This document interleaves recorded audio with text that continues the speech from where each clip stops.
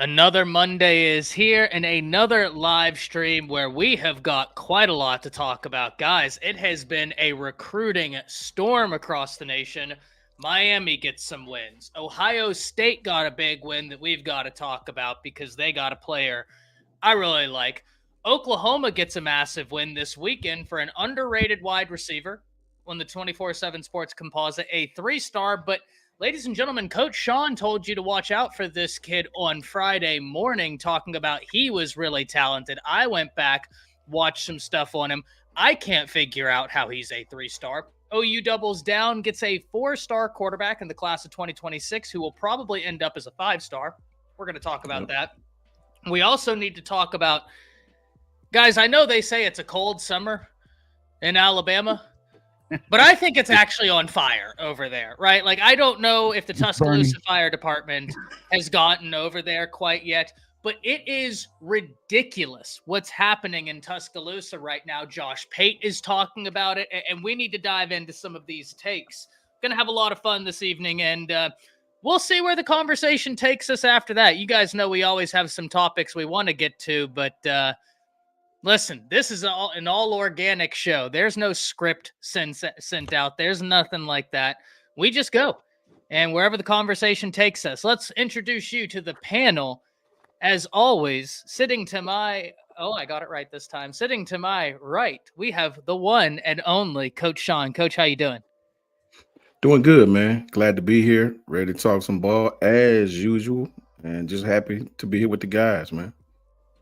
Happy you're in here, Coach, as always. Jake, how you doing? And you got a little bit of an announcement. Yeah, man. I'm doing really good. It's awesome to be in here with all of you guys.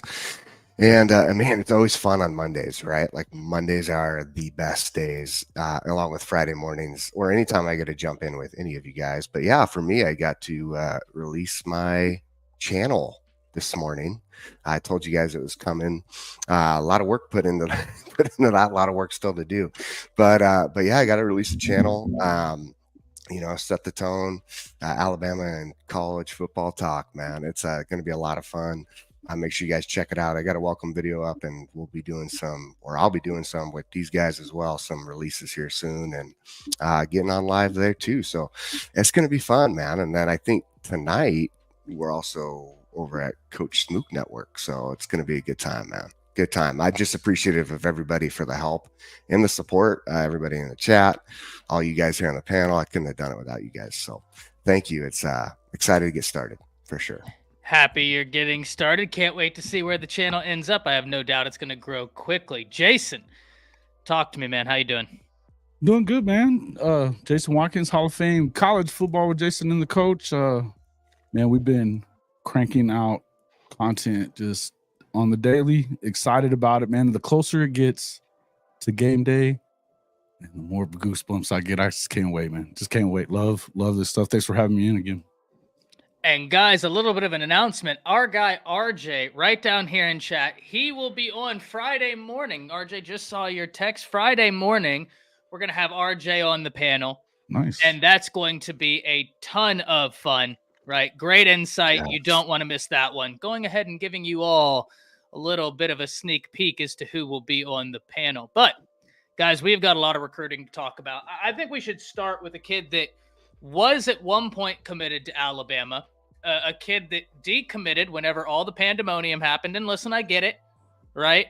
I get it. As much as I would love for him to stay, different coaching staff, and that's Zion Grady. You just not going to introduce me, man? What's going on? I thought we already went to you. No. Well, let's save the best for last. Jance, All right, guys. I got a few seconds before this camera goes on. Let's see if I can make this work. Work? Oh, yeah, I got a few seconds. This thing is absolutely shaky. No, what's going on? What's going on, ladies and gentlemen? Jance Sports again back here. I'm just stunned. I'm very, very stunned right now. I'm very, very stunned. That I was just a Play-Doh head. I guess I don't know. But anyway, yeah, Jance Sports. Glad to be back. I'm so sorry. Now my camera's lagging. There it is. It's just a bad day. Bad day. Coach Smook. Coach Smook. Oh, Coach Smook. Coach. Man, look at those glasses, Jay. Yep. Good, looking good, brother. I can't see a damn thing. Looking good. Can't see a damn thing, man. Hey, but we can see you. We can see all you. that matters. Those are special. Love them. I know. I know. This one's on me. Right? This one's on me. I'm not used to having Jance at the last camera spot, and I think it threw me off. Sorry, guys. I don't know what just happened. You got to take your Metamucil. Jance, where can the people find all your great content? Yeah, Jance Sports on YouTube. I just made a recent video. I'm just getting back to the thick of things.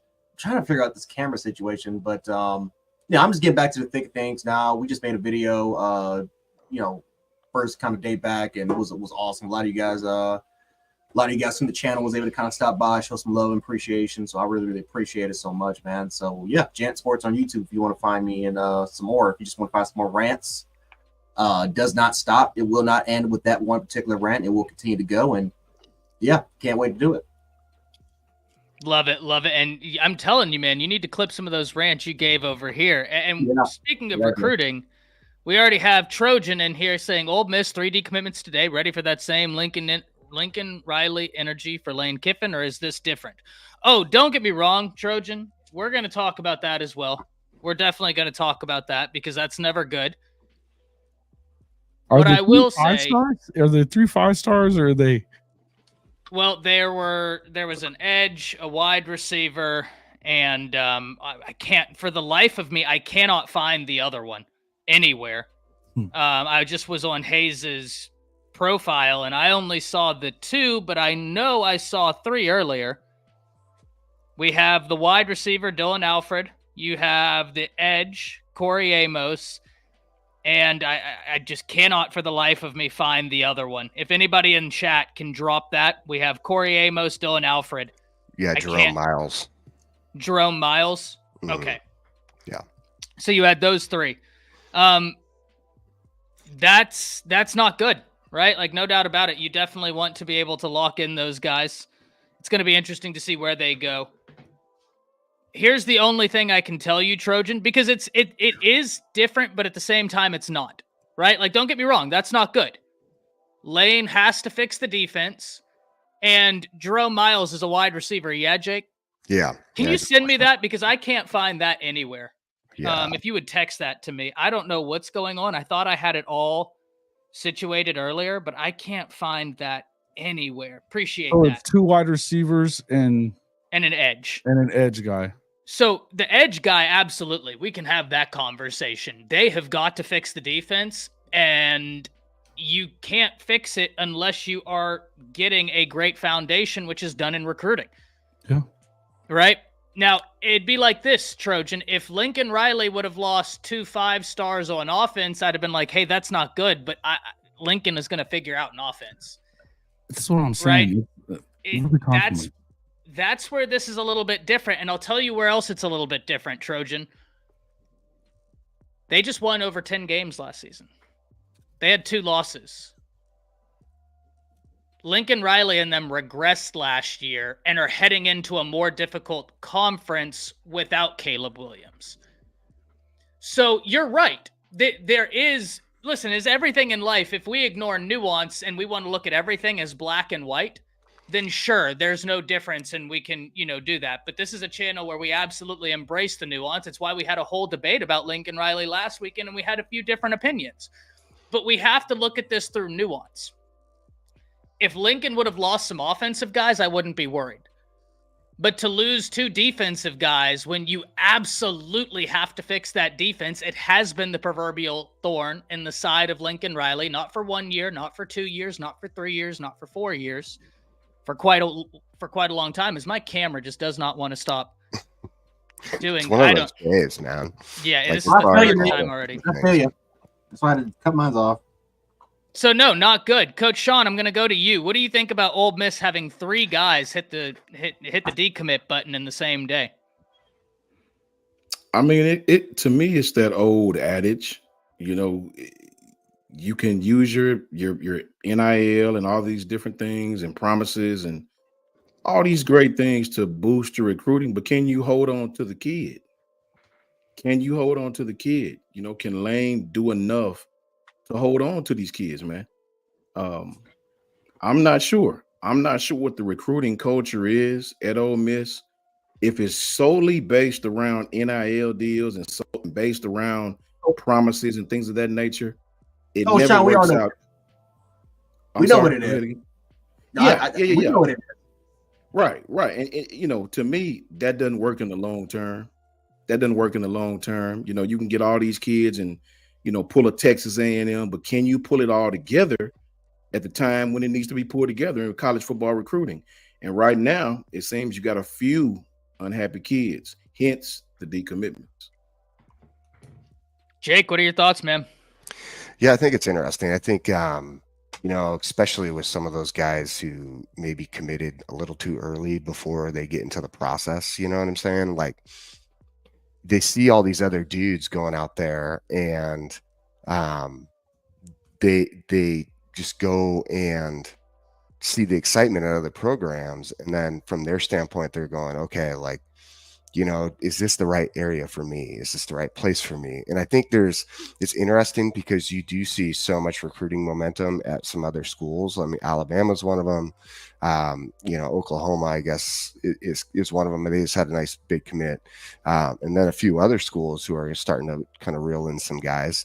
I'll be honest, I think Florida's doing a really good job. I think, you know, another school that obviously we all know, like Miami's doing a good job. So it's kind of interesting to see with these guys, and they're going through this process and they get to a point of saying, okay, like, you know, is this the right place for me? You know, you look at Dylan Alfred, I think he's like the #1 wide receiver in Alabama, based on, I think that's from On3's notes, but you know, he decommits, and for him it's strictly like, hey man, like, you know, I think he got real early in on this process and not sure where I'm at now with my feelings towards this, right? And there's nothing wrong with that. Like, I think that's something some schools are doing a really good job of bringing guys in and sitting there going, hey man, like, this is the experience, this is what our players experience, this is what's going. Other guys are just, maybe you come in and there's a lot of, like,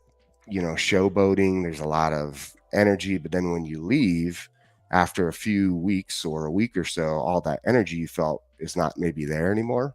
You know what I'm saying? And then from there you make that decision to say, okay, like, this isn't maybe for me. And so you can't that's one of the key things in this recruiting aspect is you really, there's nothing wrong with taking your time. There's nothing wrong with saying, like, this is for me. But if you're going to say that, like, you need to know it's for you, right? Like, you need to make sure you really evaluate, like, how you feel at that moment and not just focus on, like, the energy side of it. So I do think there's maybe a lot of energy that goes into it, and then it dies off, and then they're like, okay, doesn't feel the same way. So yeah, 100%. And I do want to hit this comment right here because Trojan, I don't disagree with you at all right here. Trojan says, none of us know the behind the scenes reasons, but pretty much the national media narrative is that the kids weren't ever not going to Georgia. I mean, listen, I think that even whenever they were committed to USC, it was one of those things where, and I even said this, heck, Jason, you and I actually said this at one time. I think people outside of USC probably were like, Georgia's probably still the favorite for both of those cats, right? And listen, you go 8-4, 7-5 in your first year in the Big Ten, and you want them to go from Georgia to that and freeze their ass off in the Big Ten? No. Well, and to your point, because I do agree with you 100%, Trojan. I think that it was pretty much, well, like, going to be Georgia or bust for those guys that were up at USC. And to further Jason's point, right now, here's I'm on USC and all that, but let me be very honest here, and then Brinsky, I want to hear from you about what's happening at Ole Miss, then Jason and Jan. But a quick aside on USC. One of the reasons why I think some USC fans are like, oh, well, what do you want out of Lincoln Riley? Like, you're being too hard on him. here's the thing. You just had a disappointing season.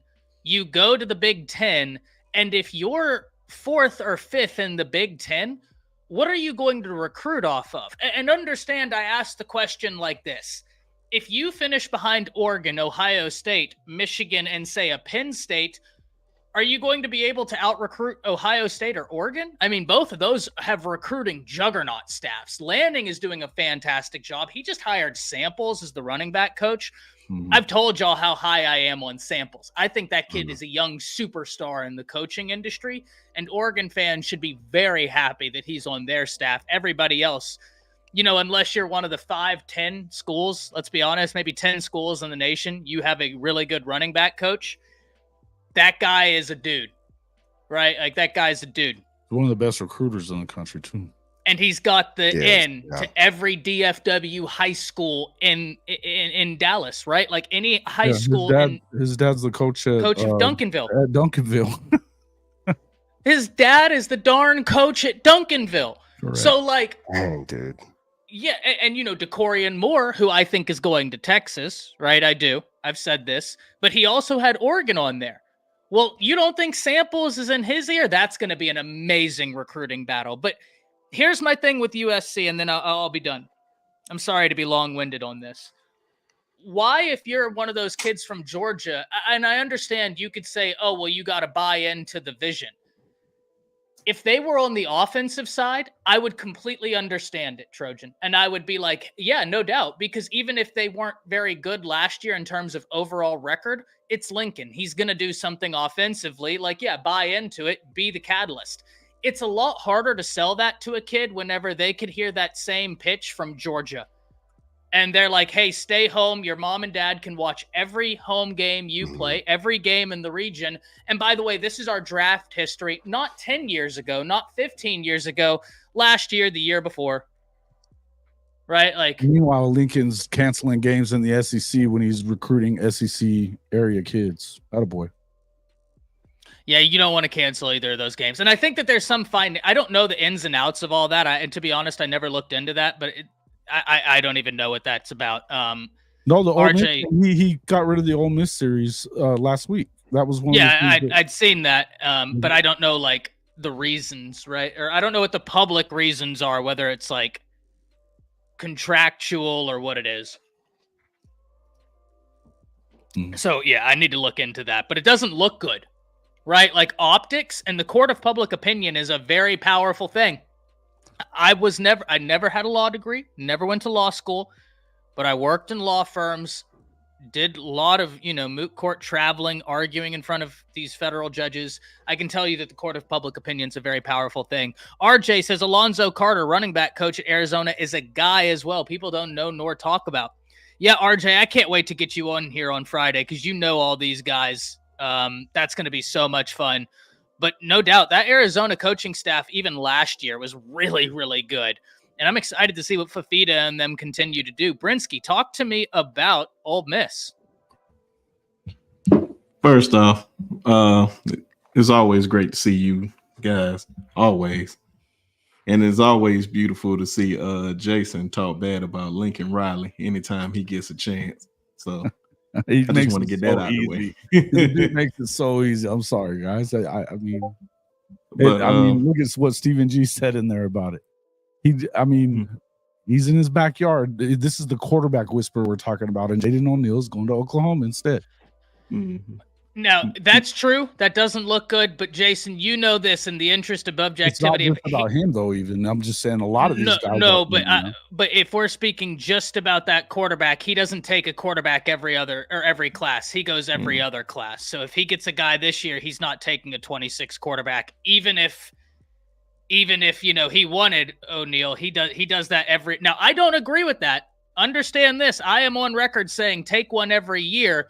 But that's not what he does. He's famous for getting a guy and then going every other year and not even looking at the quarterbacks in a class. And I don't agree with that. But that's what he does in the interest of fairness. Benji is saying that someone said it was Ole Miss that came to them about canceling. Could be. Like I said, I don't know anything about it, Benji. That's why I haven't really spoken about it. The whole thing down at Ole Miss, it just seemed like just new recruitment. just basically what you guys were saying. Just feel like they just committed too early. They just I think I heard Andrew Bones say this, like you never really hear about nobody having a bad official visit. So the guys just feel loved anytime they go on any type of official visit, and especially if they're not heavily recruited and going to all these other schools, and they're like, oh, a D1 school like Ole Miss want me. Oh, let me commit here. And then other eyes be on them.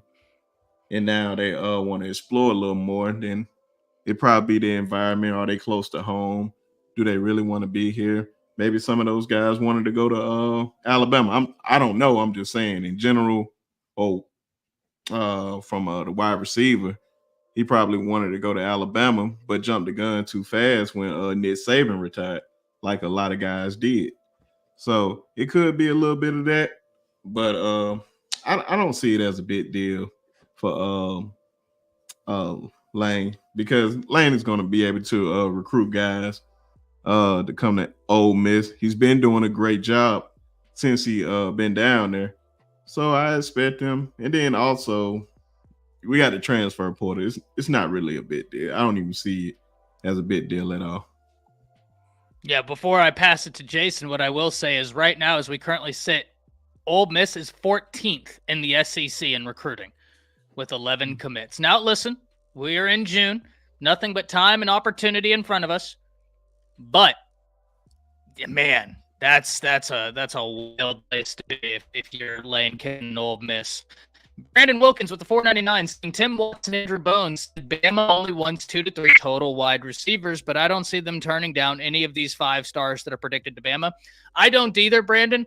And I say take all of them as long as it doesn't cost Lotsier Brooks, because I'm not going to lie, I like Brooks as much as I like some of these 5-star guys that are coming. The only thing he doesn't have is that he's not, 6 foot plus, but skill set wise, whatever we need to do to keep Lotsier Brooks and add in around him, that's what I want to do. Jason, talk to me about Lane Kiffin and these decommitments.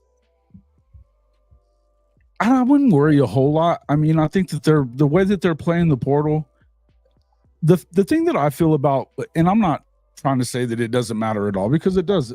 The thing is that you're at it, and the reason I think it matters a little bit is because of the fact that if you're Lane and you're right now, you have a spotlight on you, right? These commits or these recruits, the high school recruits can look and say, okay, they are in a marquee position like this, but they're not always in that position. We're not talking about a program that's going to year after year be able to recruit high school kids the same way that Alabama, Georgia, LSU, any of those other Oklahoma and Texas are going to be able to do it. Certainly not like USC should be able to do it. We're not talking about a blue blood. They will always have to play in the portal for them to be that good. If they're going to compete at the highest level in the SEC, they have to do it one way. They can't rely on getting high school kids because they don't recruit on that kind of history the same way that Bama would, right? Or the same way that even LSU, and LSU's obviously, I know they don't technically pay for players, but we all know better. But so Ole Miss is in a situation where they need to win. I think if they were to win and go to the playoff this year, you could flip some of that stuff around, and that's an opportunity for them to do that right now this year. In the long run, I think that they have to do some proof of concept here on their end to get into the high school scene and really kind of build that way. I think there's some programs that are always going to be able to do better in high school recruiting than others. They're just not generally one of them, right? I mean, if they're in the 15-20 range, which they usually are, that's pretty good. That's better than most of the country. The thing is if they kind of went all in this year and got the guys in the portal and paid them big, right? They got all their boosters to open up their wallets.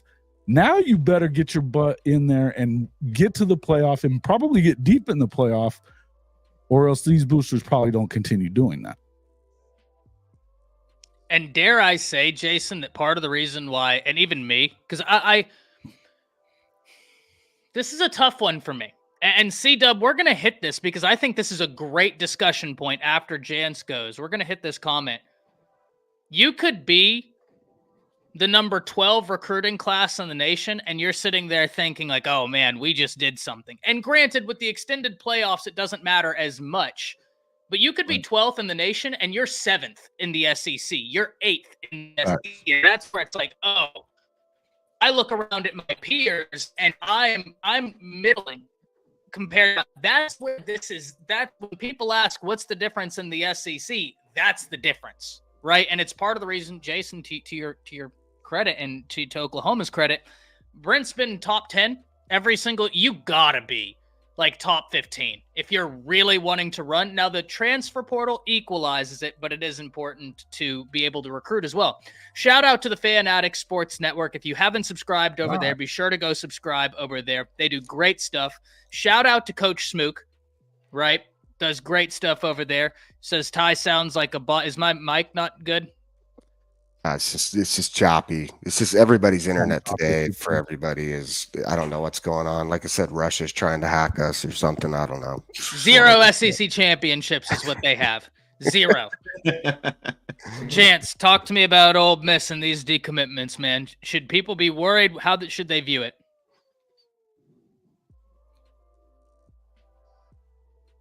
See, there it is. My mic. There we go. My mic. Oh, I got you.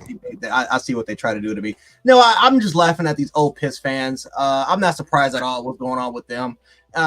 Coach Sean, I'm telling you, all the Bama fans can attest to this. Coach Sean, Brensky, Kimberly, all the Bama fans, Jay Townsend, all of them can attest, because I've been saying this for months when Ole Miss fans were laughing about our recruiting class, about how we were in the 50s and 60s after when Nick Saban left.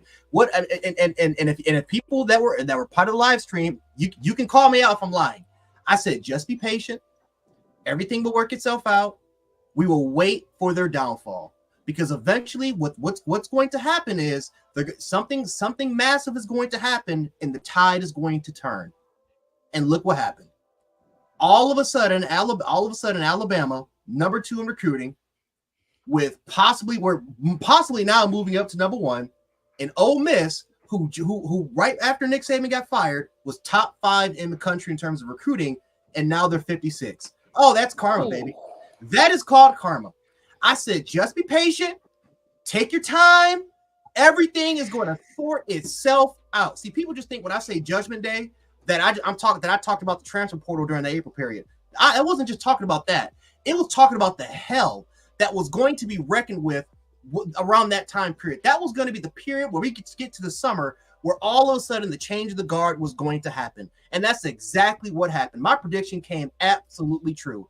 Ole Miss, you deserve this for what you did to Joey Chestnut by getting banned because you decided to put on a rival Frank brand hot dog eating brand. You did this to Joey Chestnut. He can't compete in that July 4th because you had your spring game and you decided to ruin his sponsorship deal. So I blame you, Ole Miss, for that. I have no sympathy whatsoever about what has been going down for the old piss rebels, aka the glizzy eaters, because that's exactly what has happened to them. Listen, Lane Kiffin's going to do his thing in the transfer portal. He is going to do his thing in the transfer portal. He's going to recruit extremely well, right? The rankings of recruiting, for the most part, though, guys, it's going to be fine. They'll hop in the top 20, maybe get inside the top 15. But in terms of getting in top 10 and top 5, oh, hell no. Hell to the no. And listen, they have done everything in their power. They decided to literally hosted a field day during their spring game. They decided to have a hot potato sack contest during that time period. They decided to play basketball on the football field in order for them to impress their recruits. They have done everything in their power in terms of marketing on Instagram and Twitter. They have spent millions of dollars on their marketing to attract these recruits. They have done everything in their power to get kids interested and focused in the program, and it is failing. It is failing for them. And all the other schools that were down bad, that were top 30, top 40, even worse than that, such as Alabama, all of a sudden, everything is starting to turn itself up. I'm glad Courtney Morgan wrote Cold Summer and why that was. And it's funny, you can go back to his tweets. He tweeted about Cold Summer when he got here in February. He tweeted about that for months, and he tried to tell y'all what was about to happen. And now all these other schools that were down the gutter, they started to get their rhythm. They started to just take their time, find their place, and now all of a sudden they're dominating recruiting as usual. And everyone kept saying Rutgers was going to finish as a top 10 recruiting class. And listen, Rutgers got their classes. I think is good. It's a solid recruiting class, but let's be honest. By the end of this thing, it won't be top 10 or it used to be top 5. Now it's top 10. No, I'm sorry. Now it's like top 12 or top 13-ish. Let's be honest. By the end of this thing, it's going to be like 25th, 26th, or even worse by the time the signing day even occurs. I hate when people do this. This is why when it comes to recruiting, I just kind of, for the most part, I'm not as focused as much as anymore because these fans think they have a chance to compete with Bama and some of these other top programs. And they always find themselves in the gutter just because they had a little breathing room in the early parts. They deserved it. This is what happened when you talk this much trash, you old Piss fans, and now you are down low. You are down low. And USC fans, don't even get me started on USC fans. They're finding out how trash Lincoln Riley is, how he actually is in terms of the recruiting process. I have no sympathy for Ole Miss fans. They will continue to be on down the gutter, and for the most part, in terms of recruiting, listen, they'll dominate the transfer portal. I wouldn't be shocked at all if they make the playoffs. Will the playoffs help in terms of recruiting? Yeah, it's going to help it a little bit, but they will never, ever be in the top 10 in terms of recruiting. Why? Because you have to compete with the likes of Bama, Oklahoma, Texas, all these other recruiting giants. You will never get in there despite how many millions of dollars that you will spend in terms of your marketing. You will never do it. Let this man cook. You know how sad it is as a fan base to have to do all of that and look, and you aren't going to be able to out-recruit a Georgia who's just going to keep going along doing what they do. You're not going to out-recruit a Bama who is doing different things now, but make no mistake, that's just the changing of the guard, right? Like, this is just what Alabama is looking like now. Some of these schools that prematurely danced on Bama's grave, and listen, once again, we're in June. Nothing but time and opportunity. So things change in college football recruiting. Bama might have a decommitment. I wouldn't expect Bama's class to just fall off the face of the earth, right? I don't see it. Some of these people who prematurely danced on the grave, they've had to pull out all the stops, and now they look up, and it's like, oh, wow, Bama's number 2 in the nation in recruiting and just got 4 crystal balls for 5 stars. That's tough. That's tough. Now, we had a really interesting question that I want to quickly hit. I thought that this was really cool, right? Because I think it's a really good conversation piece. Would y'all rather have a great transfer portal class or a great recruiting class? That's what's saving Lane, right? Let me make this very clear. I think if you can get a great transfer portal class, you do, but also great transfer portal class to me is subjective. Right? It's just like this. A few years ago, Georgia took a few guys in the transfer portal. They didn't take many. If you looked at the ranking, they weren't ranked amongst the best. But if you look at what they actually did in the transfer portal, what they actually got in the transfer portal, they had an amazing portal haul. Absolutely amazing. It was the year Fanatic Sports, you can help me out, where Tyke Smith came over. Right? Y'all didn't take a lot in the portal. But what you got in the transfer portal, was it impactful? Bama's the same way. Go ahead, Brinsky. Oh, no, go ahead. But Bama's the same way, right? Bama's the same way. They would take 5-6 guys in the portal, but the guys they took, man, were they impact players. In my opinion, if you can help it, recruiting is how you build the foundation. The transfer portal is the Band-Aid to which you can help supplement your team with what you need outside of recruiting. That's just the way I look at this. But recruiting is how you build your foundation. Coach Sean, thoughts on this? I mean, for me, it's not even a question. Give me the best recruiting class. I don't give a damn about no transfer portal. I mean, just me personally. We won 6 championships without a transfer portal for real. Maybe dipping and dabbing, like you said, Ty, here or there. And I understand in this day and age, you do need to get a player or 2 here or there for some depth pieces, possibly even a starter. But for me, nothing replaces high school recruiting. Nothing. Coach Prime is finding that out. I want to see Colorado do well, but you cannot build for the future by getting a gang of kids who don't know each other from different schools who've already played, who got 45 different mindsets of how to play this game. You want to take a high school kid and build him up. By the time this kid's a sophomore, some junior, some senior, this kid's going to be an All-American. If I had to pick between both, give me the recruiting class. Give me the top recruiting class any day of the week over the transfer portal. It's like you said, Ty, I would use the transfer portal in spurts to fill spots, even to fill a position or two. But you can't build a team through a top transfer portal class. That may go well for you, and it may go terrible for you. Yeah, Jake. Yeah, I think that's an interesting one. I think overall, like with sorry, can you guys hear me okay? It's not echoing, is it? Am I good? I hear you. Okay. No, you're good. Yeah, I'm in this new room that has like nothing in here, so I can hear echo. But but no, I think that's interesting, right? As far as the transfer portal, because the transfer portals really should be used as like a depth filler, right? Like it should be used as, here's where areas that we need the depth regarding practice. Here's where we need the depth even into games. And if you're lucky enough to recruit at a higher level, even out of the transfer portal, you can utilize that as not just a depth filler, but also in a rotational standpoint from the depth of the roster and what you rotate in the games. I kind of used Washington a little bit last year. They did a good job of that. They had to, right? They had to. Even the year before that, they had to. So some of these schools is the recruiting transfer portal more important than recruiting the high school players from like a young recruiting class. It depends on the school, I think.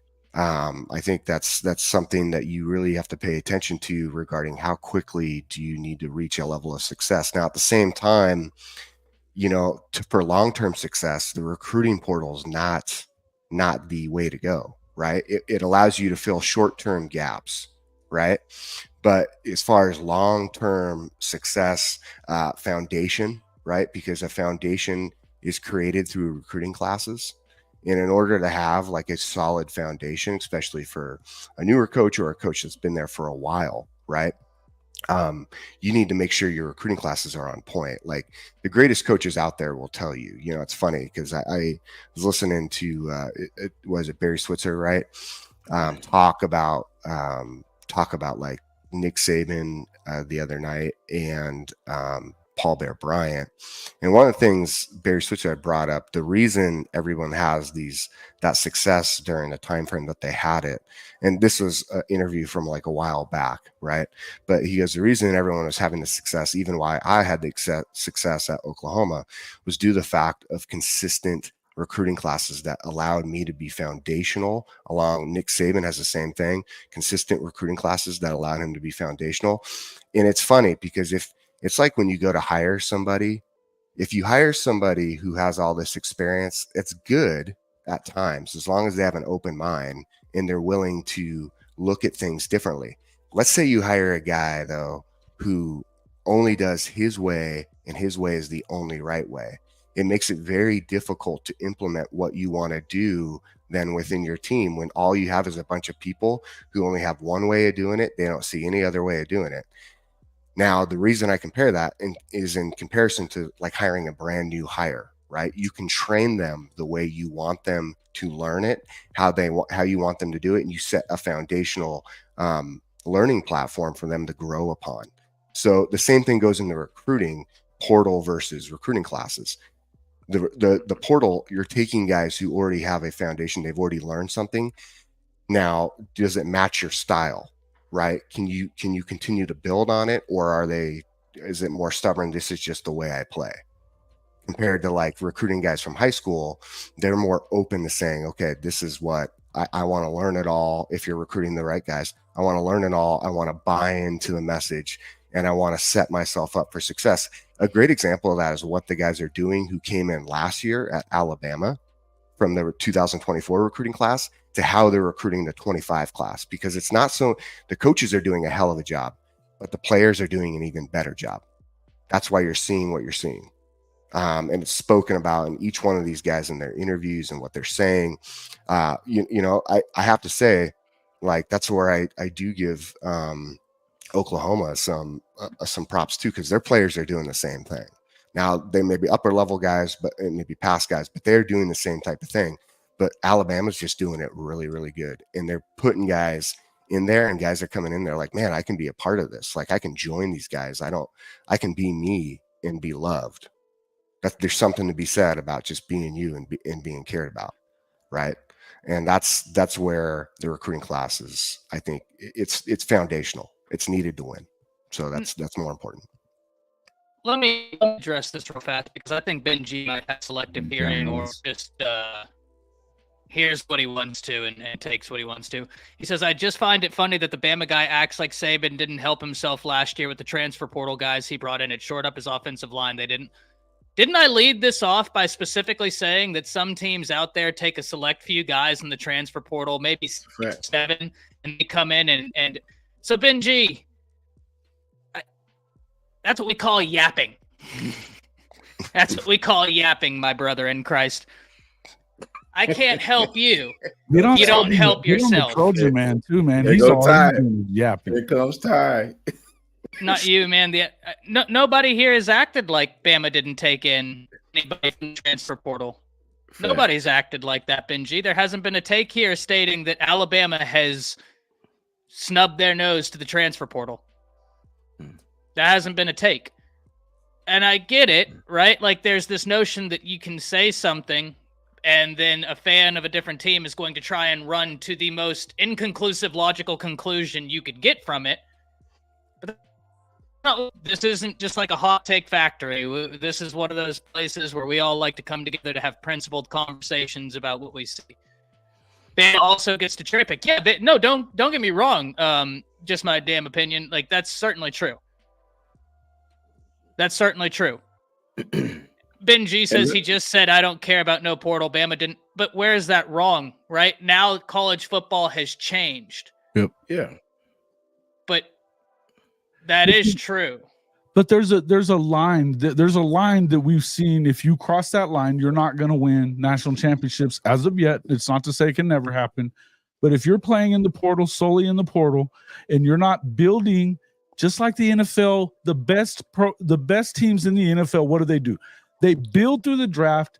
They supplement with free agency. That's a fact. Exactly what they're doing at the best levels in college football too. You build through high school recruiting, which would be the draft, and you supplement in free agency. It's not hard, folks. And the question was which one? We want to make a bunch of excuses for these guys that can't do either, but you know. I'm sorry. Go ahead, Coach. My fault. No, I'm sorry. The question was which one? That was the question. Of course, we know you need both in today's world, right? But the question was which one would you rather build your team through? Mm-hmm. And I'll tell you this is a detail that a lot of people may not know. If you come off and just start recruiting a bunch of transfer portal kids, I don't know how it is in Colorado, but in the South, high school coaches will get pissed at you for that. Yep. I'm telling you what I know personally. You're going to start losing them, right? You're going to start losing those kids just to that. And they'll remember it the next year, and they'll detour their kids to go somewhere else. If you take a gang of these transfer kids and not take the kids who had previous offers from a previous coaching staff, and you'll piss the high school coaches off, man, right? And they'll remember that. Trust me. I don't even know how this is even. I love you, Benji. Just had to have my fun. Yeah, man. Recruiting is, I love it, man. That's what you want. Like we all have said, like that's the foundation. Like just look at all the national championship teams through the transfer portal. I'm about to say you can just look at Alabama. We'll just use Alabama transfer portal last year. We got Trey Amos. That was a big piece for us. Then getting Trez Marshall, CJ Dupree. Those guys they were just like pieces that we needed. But everybody else came in through recruiting. Yep. Like Nick Saban recruited those guys straight out of high school. Like you just can't just win off a bunch of recruits and then guys like Cole said, you're not familiar with those guys for real. But if you recruit those guys, they know each other from freshman year to sophomore year. Like they go to lunch together, they go to class together, they practice together, they do everything together. It's a bond. I feel like if you get a bunch of transfer guys, they really here for one reason only. Like, I'm just gonna be here probably for 1 year, more than likely, and then I'm gone. And the team that I think I won't say most of us, but I say a good portion of us have like the greatest chance of winning this year, Ohio State. Look at all their guys. They did a lot in the transfer portal, but majority of their guys. Urban Meyer did Ryan Day a favor, didn't he? Yeah. But all his guys, he recruited. Yeah. Even though he got some real good pieces. Some real good pieces. Yeah. But some game-changing pieces. But, hey, I'm always going to go with recruiting, man. Recruiting is always going to be the lifeblood. 100%. Shout out to Stink Ass Cat. $10 donation saying when you win like Bama, nothing detractors can say. And it's not just Bama stink ass, right? Like, I love that name so much. Stink ass cat. It's so funny for me to say every single time, but there's a handful of teams out there that like absolutely they're just operating at a level right now where it's like, okay, what are you going to say to them, right? Like, what are you going to say to them? They're just going to be able to continue going. I have some questions starred, guys. So if you're in chat right now, we've got a lot of people in here. We have got 246 people watching live right now. Be sure to hit that like button. Thank you very much for being in here. Shout out to everybody in here. Don't get me wrong. I would love to call you out by name individually, but we would be here forever if I did that. But I do appreciate all of you. More than you know. I've starred some questions. If you have questions and we haven't seen them, I've always said this, right? Shout out to Anthony, because Anthony does this. And I know some people in chat will say, Anthony, you've asked like 5 times. I tell him to do it, right? Yeah. Because like I want to be able to answer your question. So you're not going to offend me in the slightest if you've asked a question like 5 times. When we get around to it for the most cohesive content, we will get around to that question, but I want to thank Stink Ass Cat for that. And then Wesley, we're going to talk about that here in a little bit, right after we hop into some Bama recruiting. Thank you for that $4.99 donation. I have your comment starred. We will certainly hit that here in a second. But Jason, I wanted to go to you and then Jance. Portal or recruiting? Yeah, it's simple to me. Just like I said a minute ago, if you're talking about the draft, and in the NFL, it's the draft. This is where you build. That's where you get your foundation. You plug holes where you have to.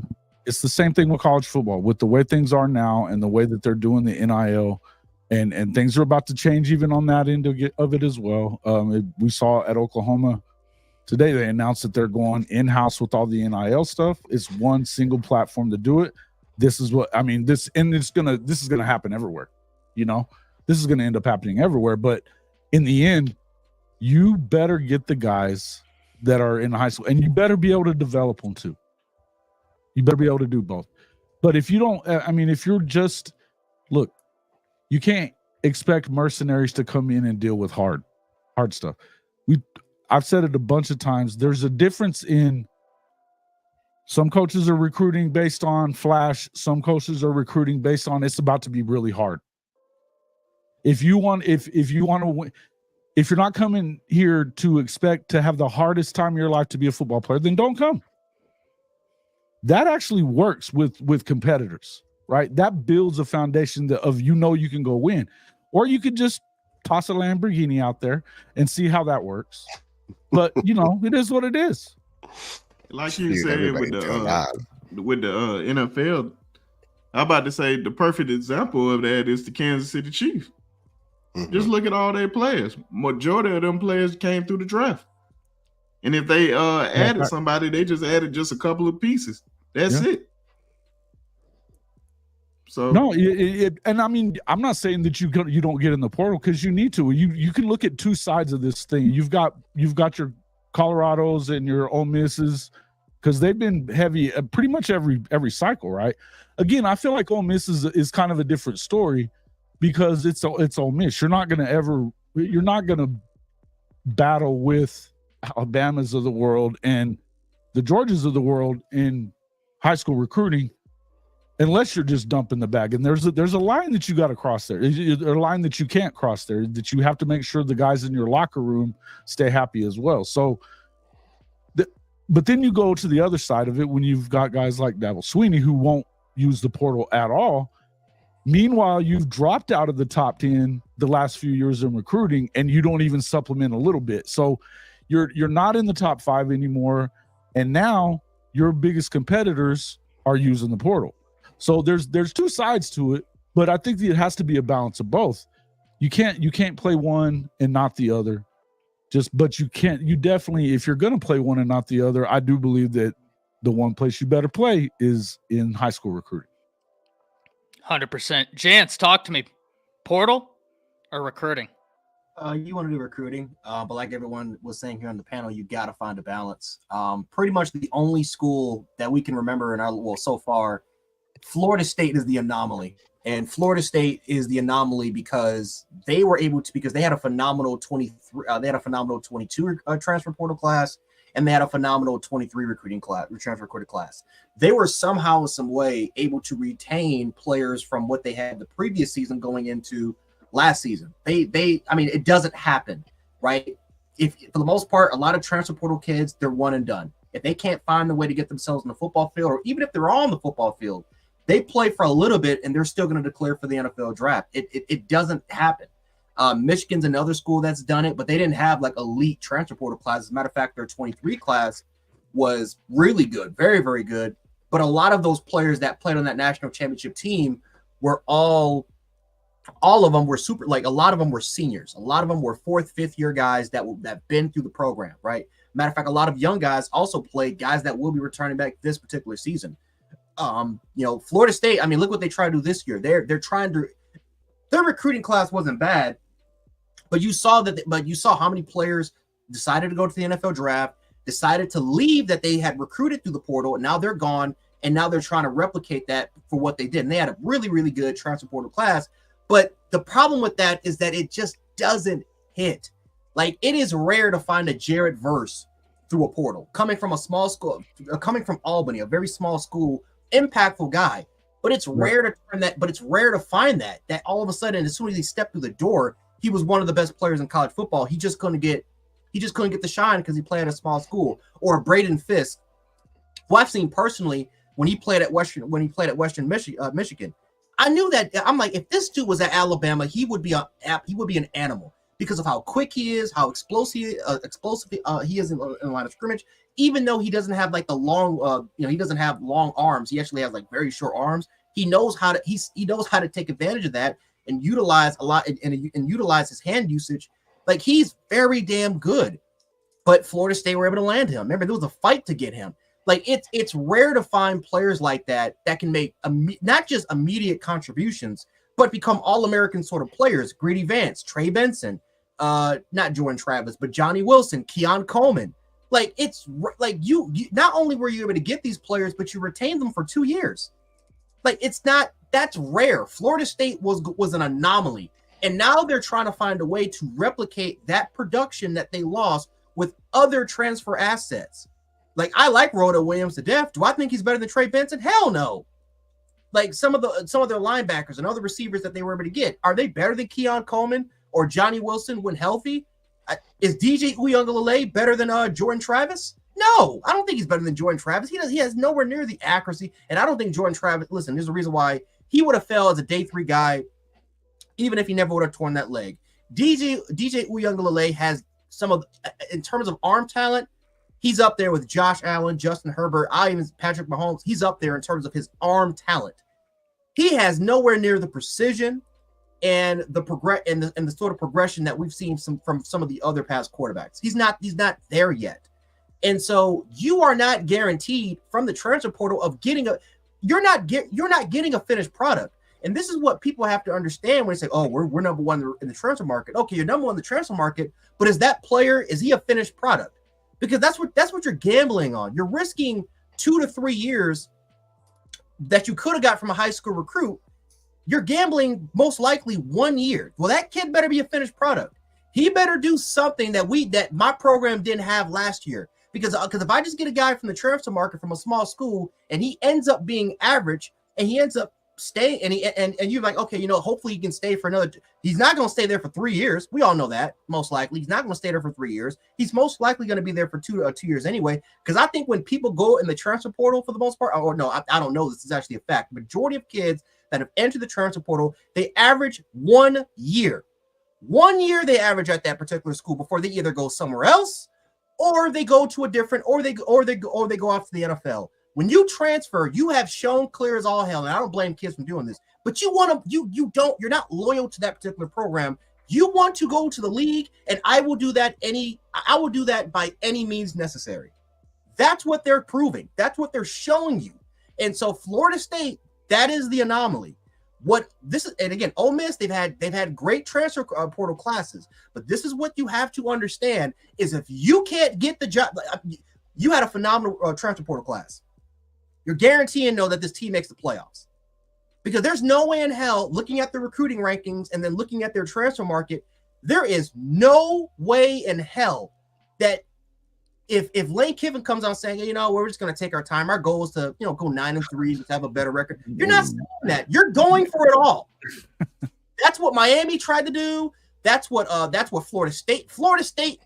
And listen, I got to give Coach Norvell credit because he came out in his press conference as soon as they got all those players, he came out and said, "Oh, we're going for it all. We went 10-2 last year. You bet your ass we're going for it all," and it didn't work. Right. And it's nothing that they could have done. They should have made the playoffs. Nothing they could have done about it, but they went for it all. But if we're going to sit up here and say that you're going to build your program for 3 to 4 years based off of transfer portal rankings, oh, you are a fool. Because Miami tried to do that. Remember, Miami had one of the best all-time classes. They had 3 first-rounders in the defensive line. And Phillips, Rousseau, and I forgot they had somebody else. But they had 3 first-round picks on the defensive line. What did it get them? 6 wins, 7 wins. They couldn't even get to 8 wins. And they had an all-time great transfer portal class for 2 years of running in a row.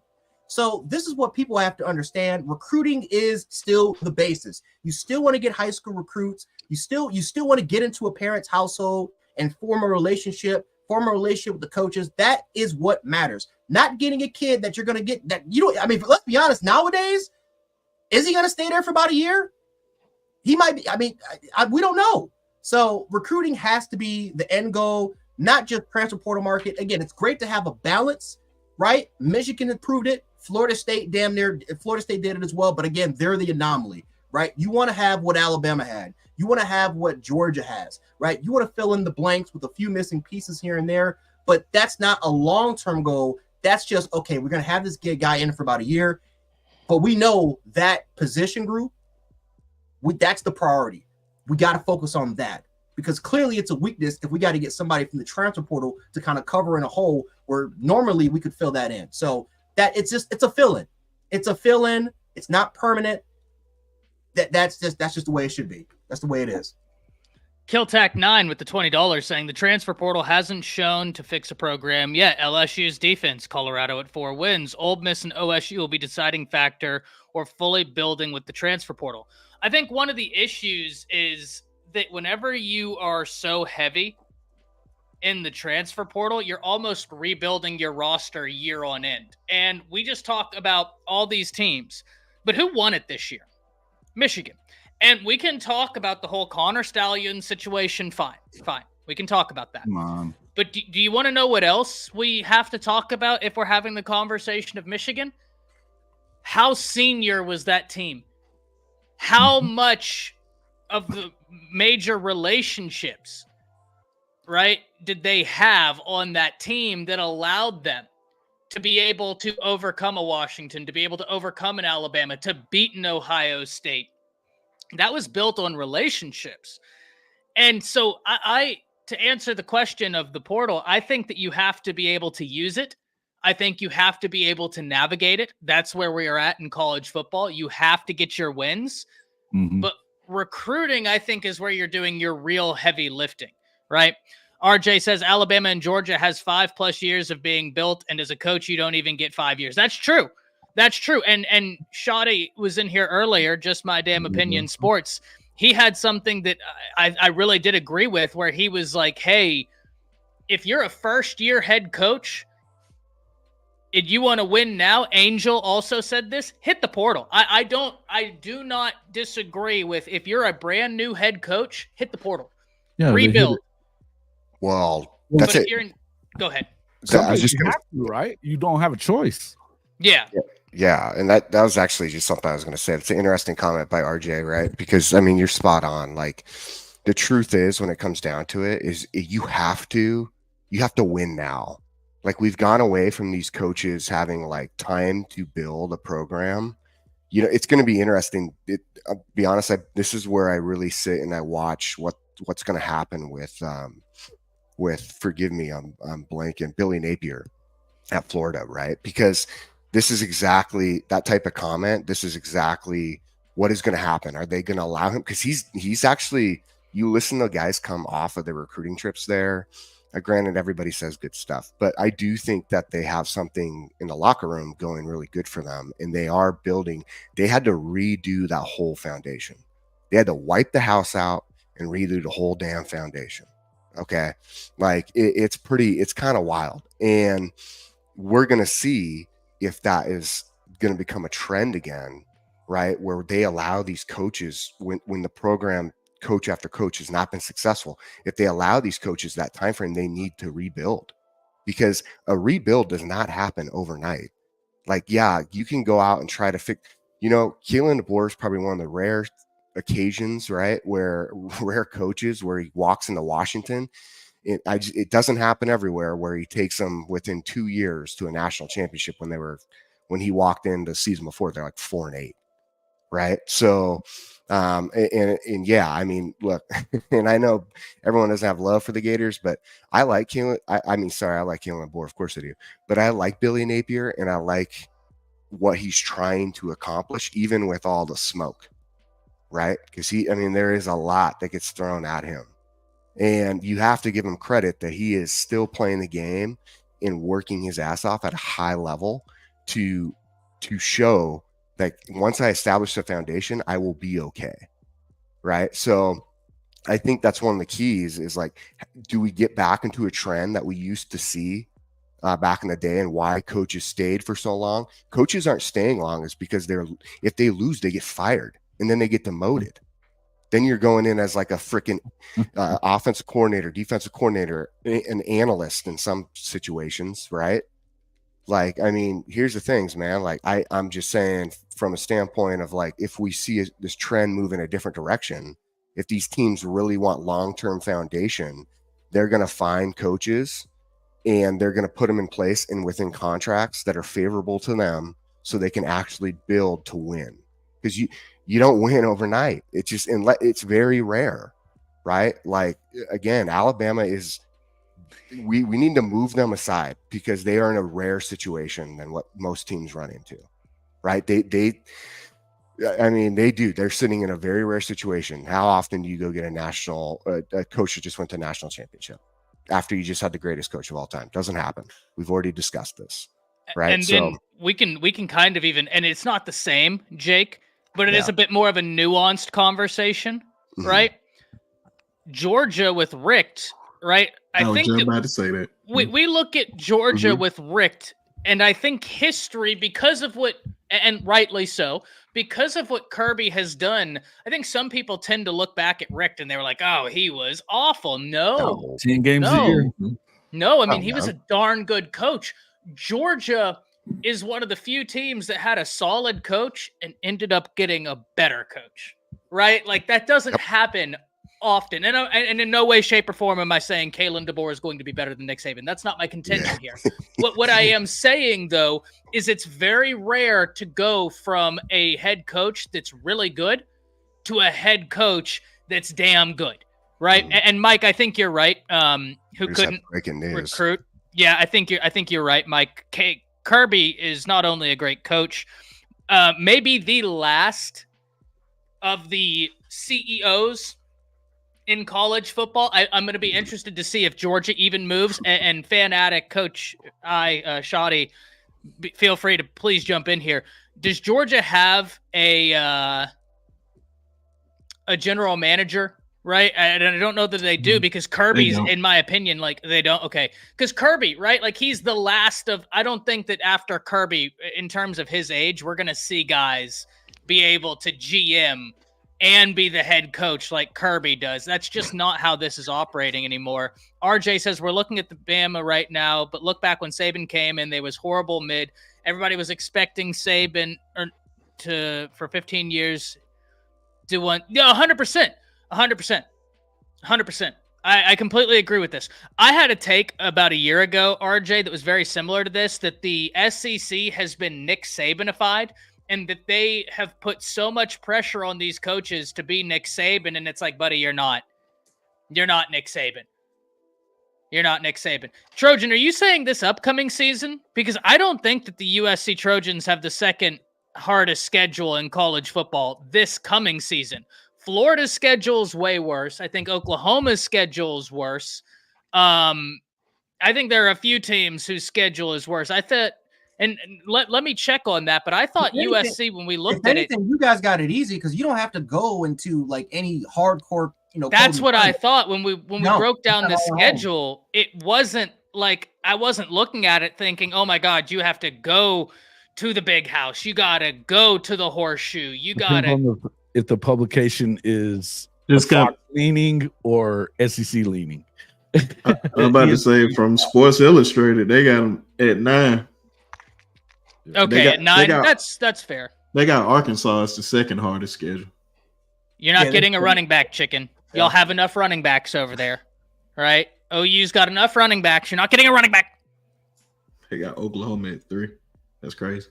Oklahoma's got a really tough schedule, man. A really tough schedule. It does. And Trojan Fight is right about what he's saying right there. It's not always that the preseason schedule matches up to what it is at the end of the year. True. You can say whatever you want right now, but some teams are going to be a lot better. Like I would tell you that, even Missouri. In the case of if you got to play Florida, I mean, look, I don't think that Florida is dead in the water. I just don't. They've got a lot of talent that they've brought in. They could go through and win some games, Well, I also worry if Florida fires Napier, because correct me if I'm wrong, the schedules for this year and next year, they're flipped, right? So it's like you're going to have a very analogous schedule. If you fire Napier right now, your next head coach is in the middle of a rebuild, and he's going to have a hellacious schedule in front of him. So I think we could see Napier last one more DJ year. Lagway. Unless it's an abject disaster. I just don't.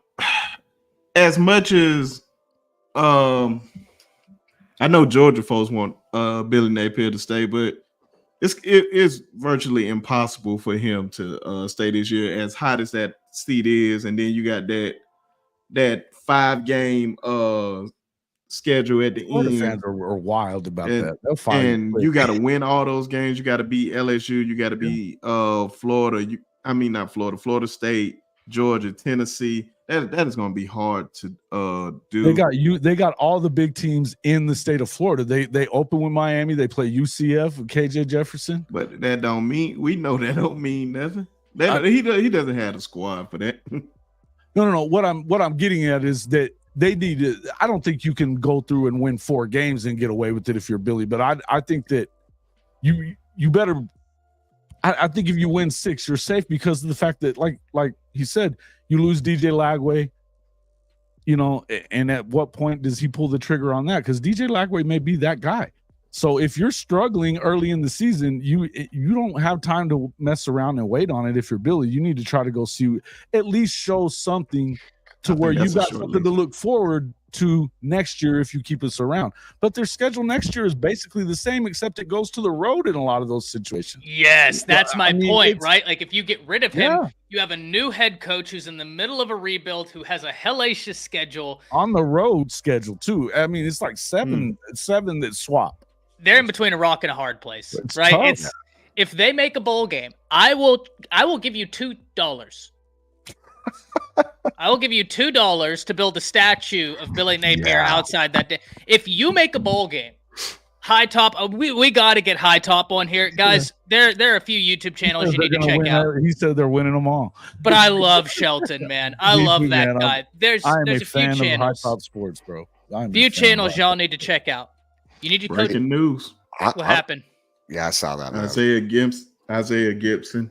to Georgia? Yep. Hey, good for Georgia. Good for Yeah. Georgia. Hell of a player. Vegas Insider over under 4.5 for Florida. Congratulations to the Fan Addict Sports Network. Congratulations to Shoddy. Y'all just got a hell of a player. Mhm. And Boomer says shocking. Yeah, I think we could probably have forecasted that one. Want to hit some comments real fast, some questions before we go into the next topic. Killtack9 says OSU better pray Seth learns how to snap with those transferred quarterbacks. And that was the silliest thing I've ever heard come out of anybody's mouth whenever Ryan Day was like, it's the cadence. You got to get the ball from point A to point B. It's not cadence. Get out of here with that, right? Like, that was ridiculous. I wanted to hit some of these real quick. Keenafy asks, as far as actual accomplishments, how far ahead is Kirby ahead of Dabo, if at all? This is a great question because Dabo has 2 rings. Kirby is doing great. I'd put Kirby ahead of Dabo because he's adapted. Like, I think that Kirby is better built for where college football is heading than is Dabo. Now, that's not to I'm hard on Dabo. And I wouldn't be hard on Dabo if I didn't genuinely think he should be one of the premier names and that he is a premier name in college football. But I'd put Kirby ahead of Dabo just because if I was creating a team right now and you said head coach Kirby or Dabo, I'm not thinking. I mean, I'm going to say Kirby so quick, right? Like, I just think he's better suited. Anybody on panel, would you take Dabo over Kirby? And if so, why? Hell no. No. Okay. Absolutely not. Oh no. You got to play the game. You got to play the game that you have to play the game that's being played now. And he's unwilling to do it. He has not shown the ability to even replace his first coaching staff. Since they have left, he's not found. They haven't even won he's not been able to replicate it. They haven't even made the playoffs since his coaching staff left. 2 seasons now. So I mean, you can't do that. You're failing to adapt for the transfer portal. Like, you're Les Miles. You're acting like Les Miles right now. When Les Miles' coaching staff, when that coaching staff left and the recruiting, and he had to change his recruiting tactics, he won't even change his offense. He won't even change his offensive style. And, and so he got fired. Great coach, really good coach, really good coach. I think what's going on with LSU right now, I mean, if you take that away, I mean, he's a Hall of Famer. But at the end of the day, I mean, this is Les Miles all over again, guys. And like I said, in about 2 or 3 years, this guy might not be there in Clemson anymore. Yeah, not Look, adapting. If you want to know some traits of the difference in these guys, VTO camp, Atlanta, Georgia, 2 years ago, on the meet and greet day when it was almost over. Well, I guess it'd be the final goodbyes for everybody who lost. Kirby's out there in a truck playing Little Baby and got 50 kids around the truck. Dabo is talking about how he ain't gonna entertain kids who committed to him and transferred somewhere else and wouldn't even really talk to him. Didn't have Dabo pass right by you when nobody with him. This dude could have walked up to you. You could have walked up to him and talked to him. If you want to know the difference, Kirby has adjusted to today's environment, today's kid. He has a great grip on parents. He understands what these kids want to do, and George is willing to do whatever they do to do it. Dabo gets wrapped up in his own personal agenda and try to force that on the people. I know there's kids who've been recruited down there. And that turned a lot of parents off, man. He's always been that way, but for some reason he feels the need to reinforce it in his press conferences and things of that nature. And it just turned a lot of people off.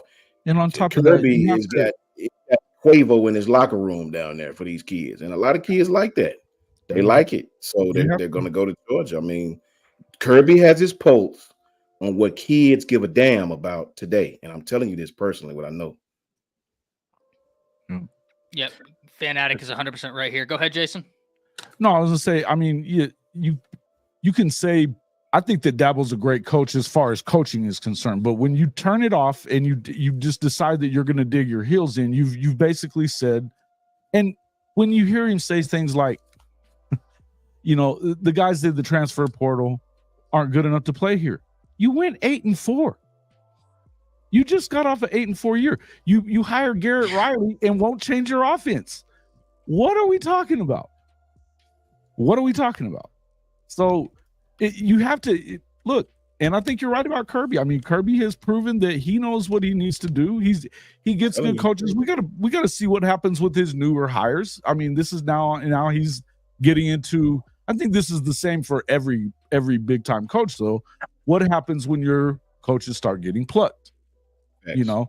Who do you replace them with? That's and I think that when it comes to, like Jance was saying a minute ago, we hadn't seen it yet from Dabo, but he's digging his heels in everywhere. We run the Clemson offense. Not Garrett Riley's offense took TCU to the national title game, bud, while you went 9-3, 8-4. Yeah, That's and one thing, and you keep blaming quarterbacks, but you got rid of one number one quarterback, coming out of high school. Now they're talking about Cade Klubnik's got to do his thing this year, or he's going to be, out of his job. What are we talking about? At what point does Dabo have to do something about it? Well, and after this year, that's a positive after this season. $60 million they'll owe him after this year. He ain't going nowhere unless he decides to, probably. Well, and I want to say this as well, because Mike Fort's 100% right. We do have to see, right? Like, and it's one thing that like constant staff turnover with Georgia. That's what I'm really interested in. But Mike Fort's right when he says, I never thought Bobo would be the next big thing. Now, granted, and Fanatic, I don't know if you ever saw it. I was high on the Bobo transition because I was like, one, he was Bobo under Monken for wrong reasons, man. And two, he wasn't bad when he was last there. Like their offense wasn't. He's good. They're not great. They're not. I mean, that's Todd Monken's offense. They're running. Yeah, that's a good offense though. And Bobo was the assistant. I mean, like I said, it's like Ken Dorsey with it's like with Brian Dable with the offense he ran. Brian Dable and Joe Brady are running Dable's offense. They're just they're putting their own little their own little kind of thing into it. But no, I mean, Bobo is solid. He's not great. Chicken with the $5 says, Ty, where's my running back? 6th time with love. You're not getting a running back, Chicken. Y'all have plenty of running backs over there. You got enough running backs over there in Norman, and you got a running back in the transfer portal that nobody ever talks about. I don't know why anybody doesn't ever talk about him, but Sam Franklin is a monster, okay? Sam Franklin is a name I implore everybody to remember because I think he's going to be a really fun player to watch if he gets the opportunity. Love that right there. Have some comments I wanted to hit before we go into the recruiting segment. And that was 2 of them that are very similar, right? We'll start it off with Trojan saying, here's a bold take. Dabo would have been a better hire for Alabama. Absolutely not. Bama just hired a coach that was 25-3 after inheriting a 4-8 program. Dabo doesn't change. Coach DeBoer, I think, was the best option for Alabama. Listen, you knew Kirby wasn't going to take the job. His alma mater is Georgia. He's got an unbelievable thing going there. So you go get the next best thing, right? In terms of coaches that you can get over there, Kalen DeBoer, right? Kalen DeBoer. The guy they wanted. They went after him first. They didn't want to hire Dan Lanning, and they didn't want to hire Sark either. They went and got the guy they wanted. Jason, where was the plane at whenever Nick Saban retired? Let everybody know, because we're Alabama guys. Being tracked to Washington the same day. They got who they and at want. least Mike Norvell told the truth, unlike a lot of these coaches. Mike Norvell said they never offered me the job. They asked me, did I want to interview for it? They never offered it to Sark. They never offered it to Norvell. Would you be interested if we wanted to interview you for the job? Yes, no. Yeah, I got them. Good for their agent, but that's all it was just to get them. And facts. Lanning played it. I mean, he acted like he got offered the job and was so loyal to the program that nobody's loyal to, Oregon. Get out of here with that. It's like the pretty girl that you were acting like wanted to talk to you, but you were just like, no. Facts. Good for you getting your raise. I don't have a problem with that, but don't tell me how loyal you are. You know. Yeah. And then he put out that tweet and a little video. If you're not faithful in your coach staying, come to Oregon. Didn't you just get mad at Dion for doing the same thing? Exactly. Like, come on, man. Clicks and views, man. That's clicks and views. We ain't playing for clicks and views, I man. love it. Slap to the Everglades. You let them talk long enough, they reveal the truth. Hypocrites are everywhere in college football. Boy, you ain't lying about that. But I'll give a huge shout out to Jimmy Sexton. Jimmy Sexton is Big Daddy Kane, bro. Yo. He got damn near every client. He got raises over $1 million. Yeah. Right. So, That's hey, man my right client there. is up for the Bama job. What y'all want to do? Right. Everybody get raises. So you get a raise. You get a raise. You get a raise. They all got the same. They all got the exact same. I mean, you might as well just. But I'll give it. Far be it for me to give any love to Sark or Texas, because horns down as always. But Sark admitted on Keyshawn Johnson's show that he didn't get offered. They never offered. Right. He admitted it, and I mean, you want in Norvell. It's Norvell and Lanning that want everybody to think that they were really the guys that Norvell. He finally told the truth. Listen to the Florida State fans. Listen to the Florida State fans. I think they would have burned down. I think they would have burned down the building if they hired Norvell. Oh, bro, there's no way after what he got done getting beat by 60 in the Orange Bowl, and you really believe that Alabama was beating down Norvell's door. Only thing and you got beat by 60 in the Orange Bowl. Make it make sense, folks. Make it make sense. Trojan, go ahead, Brinsky. My fault. Only thing that all these coaches need to do is just send 10% of their salary to Nick Saban and say Merry Christmas. True. I want to say this right here. Fanatic Sports, I 100% agree. The first time he was there, he was good. Bobo was. And if I'm not mistaken, didn't y'all average the most? Now, granted, you had a, quarterback play right there was pretty good. But didn't you average like the most points Georgia has averaged here recently under Bobo that first time? And then he had I was under the same thing. I loved Monken. I think you and I may have talked about that, Coach I thought Monken was such a good offensive coordinator. And I was like, well, even if he's not Monken, like you got a darn good guy, right, coming in. Trojan, here's what I would ask of you. Let me know why, right? Because you've put out a claim, but you've given no reason as to why. So you're gonna have to let me know the why there. Wanted to hit these right here because they're very similar, and then we're gonna go into recruiting. We had Sooner in Texas says, Ty, you are known for the philosophy. Two things can be true. So noodle me this. If Nick Saban is the GOAT, how can Bama not take a step back? Not knocking DeBoer, but how can Bama not take a step back? I think this is a completely fair question, right? I think whenever you have the GOAT, I don't think any Bama fan is saying DeBoer is going to match what Saban did, or DeBoer is going to win a national championship every other year. I don't think that's the contention, but I do think that Alabama is going to remain successful. Let me tell you why. This was a guy that everywhere he's gone, he's won. Everywhere. He inherited a Washington program Sooner in Texas that was 4-8. First year, he completely changed it. The second year, he was in a national championship. In 2 years, he was 25-3. He has national championships at the previous level he was at, which granted isn't Power 4. I grant you that. But I would also counter if you were thinking that the argument of, but it's not Power 4 with, it's not like he had the 85 Chicago Bears as he was playing NAIA level competition. He had an NAIA level team going up against NAIA level competition, and he was winning.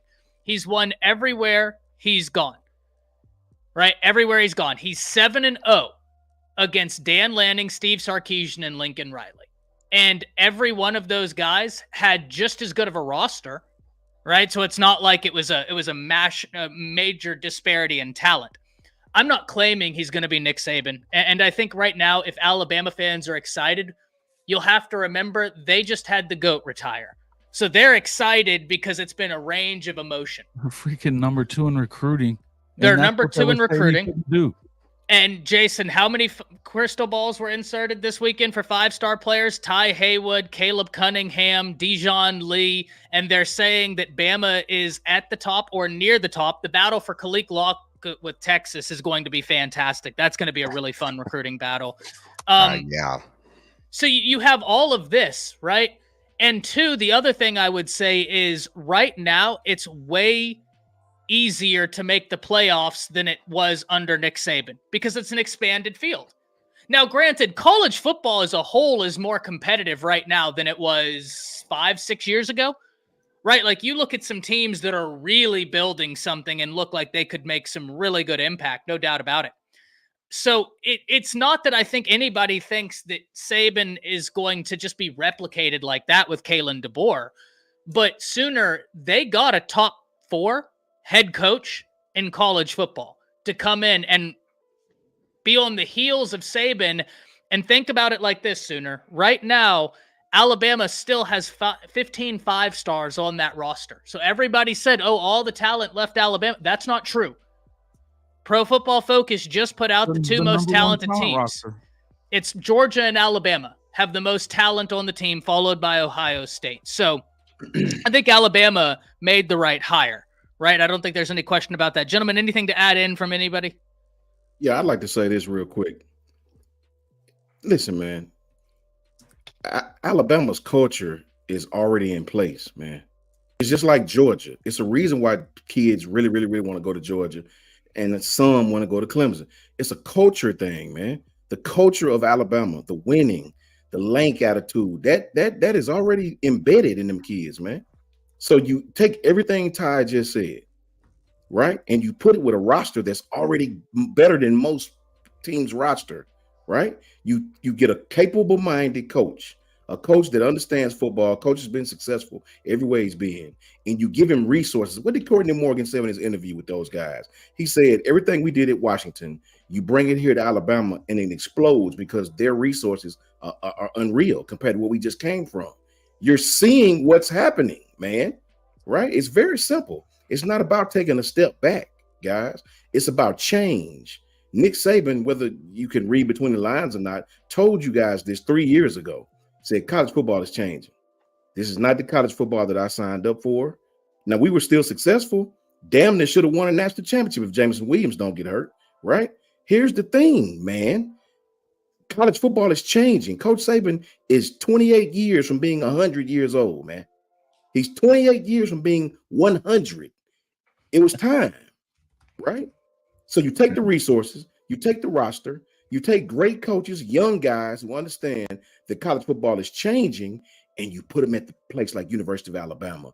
Hence, number 2 recruiting class, even after the GOAT retires. It's not about taking a step back. It's can you pick up the reins and keep trying to do what he already was doing.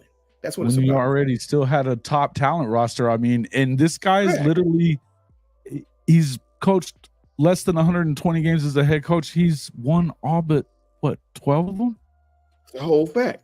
What are we talking about?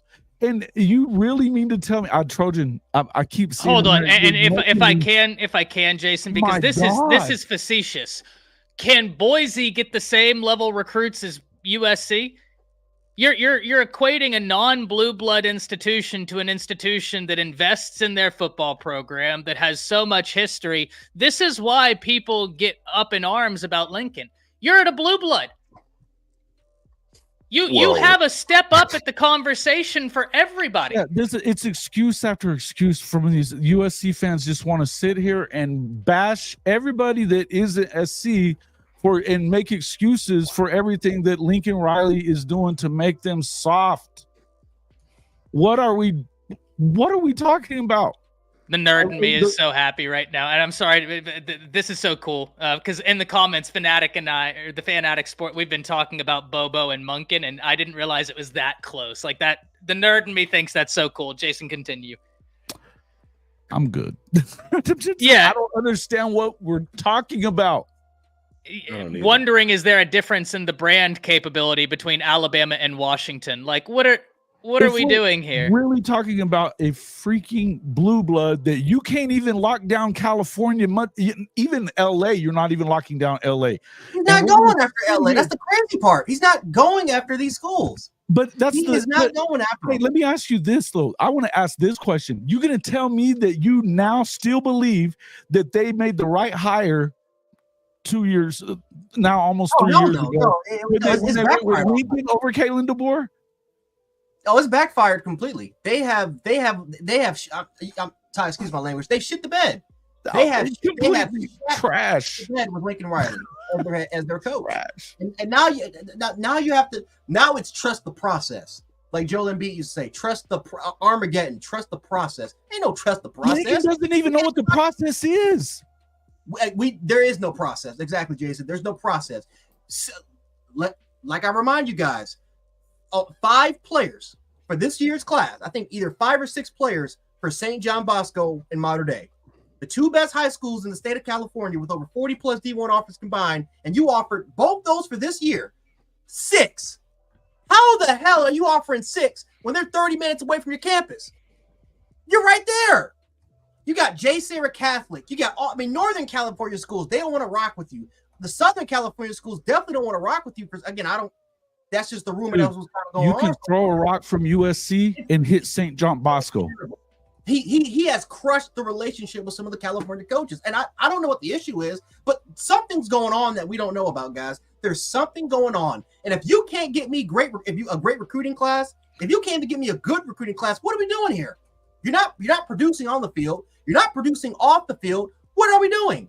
And the fact that USC fans fail to accept this is why you guys will be in purgatory. Nobody told you. Nobody told you. Facts. What did you say earlier, Coach Sean? I think it was a stream that we did a week or so ago when we were talking about these kids that had decommitted. And what did you say? When Kirby decides that he puts a freaking big old wall around the state of Georgia. And so does everybody who wins. I mean, whatever the state is, if it's your state, you better not. Lincoln Riley didn't win the state of Oklahoma when he was recruiting there. Last year, USC had 2 of the top 20 players in their state in that class. 2 of the top 20. How many of them are at Oregon? A lot. Mm-hmm. Yeah, at least double digits, and I'm going to say it's probably Oregon owns that. You can't even win the city that you're in, much less the state. I don't want to hear this. Oh, we're going to use the portal. That's going to work. And one of the things Trojan said is he said there are rumors, and this is a rumor that I've heard, and I'm here to dispel it. Not only me, Andrew Bone dispelled it earlier. If you want to know who Andrew Bone is, Bama Online. I think that's the best recruiting Bama coverage out there. Bama Online, shout out to them. Andrew Bone tweeted this. He said, these rumors that Nick Saban's the one recruiting in the background. Nick Saban's not on campus. Nick Saban, the last time he was there was at A-Day for 5 minutes. He took some pictures with 5 minutes with the recruits. Let me get in on this because I have to explain something to everybody who sits there and thinks like that an old coach is recruiting a school for guys to go play. Everybody take a minute, right? And think about how dumb that is. Okay, like I did play. I was recruited. Let me tell you something. You don't go on a recruiting trip for a guy who used to coach. The whole fact. Why the hell would I want to play for a guy who used to coach, who doesn't coach there now? He's not there every day.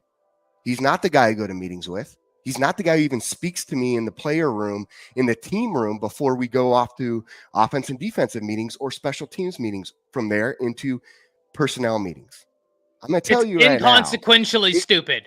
The fact that anybody brings that up is the stupidest excuse I have ever heard as far as when it comes to recruiting for him. It doesn't matter, man. Like in the end of the day, yeah. Hey, just come here and play because I'll look at you from the office upstairs. Like what? Like, are you serious? I had I'm gonna watch you from upstairs. I'll use a megaphone to yell down at you while if you f up in practice, and then in the meantime during the week I'm gonna take some vacations. You guys are all good. Everyone's gonna run everything else. What? That is like it's so far outside of the box. Like it's one thing to say little things here and there, but to sit there and be like, an old coach is recruiting players to come play for a program that he doesn't coach at anymore. Okay, he's involved. He's involved. He's there. Great. You get to meet him once in a while. He gets to share some philosophies from all the experience he has. That's awesome. That's at every freaking program.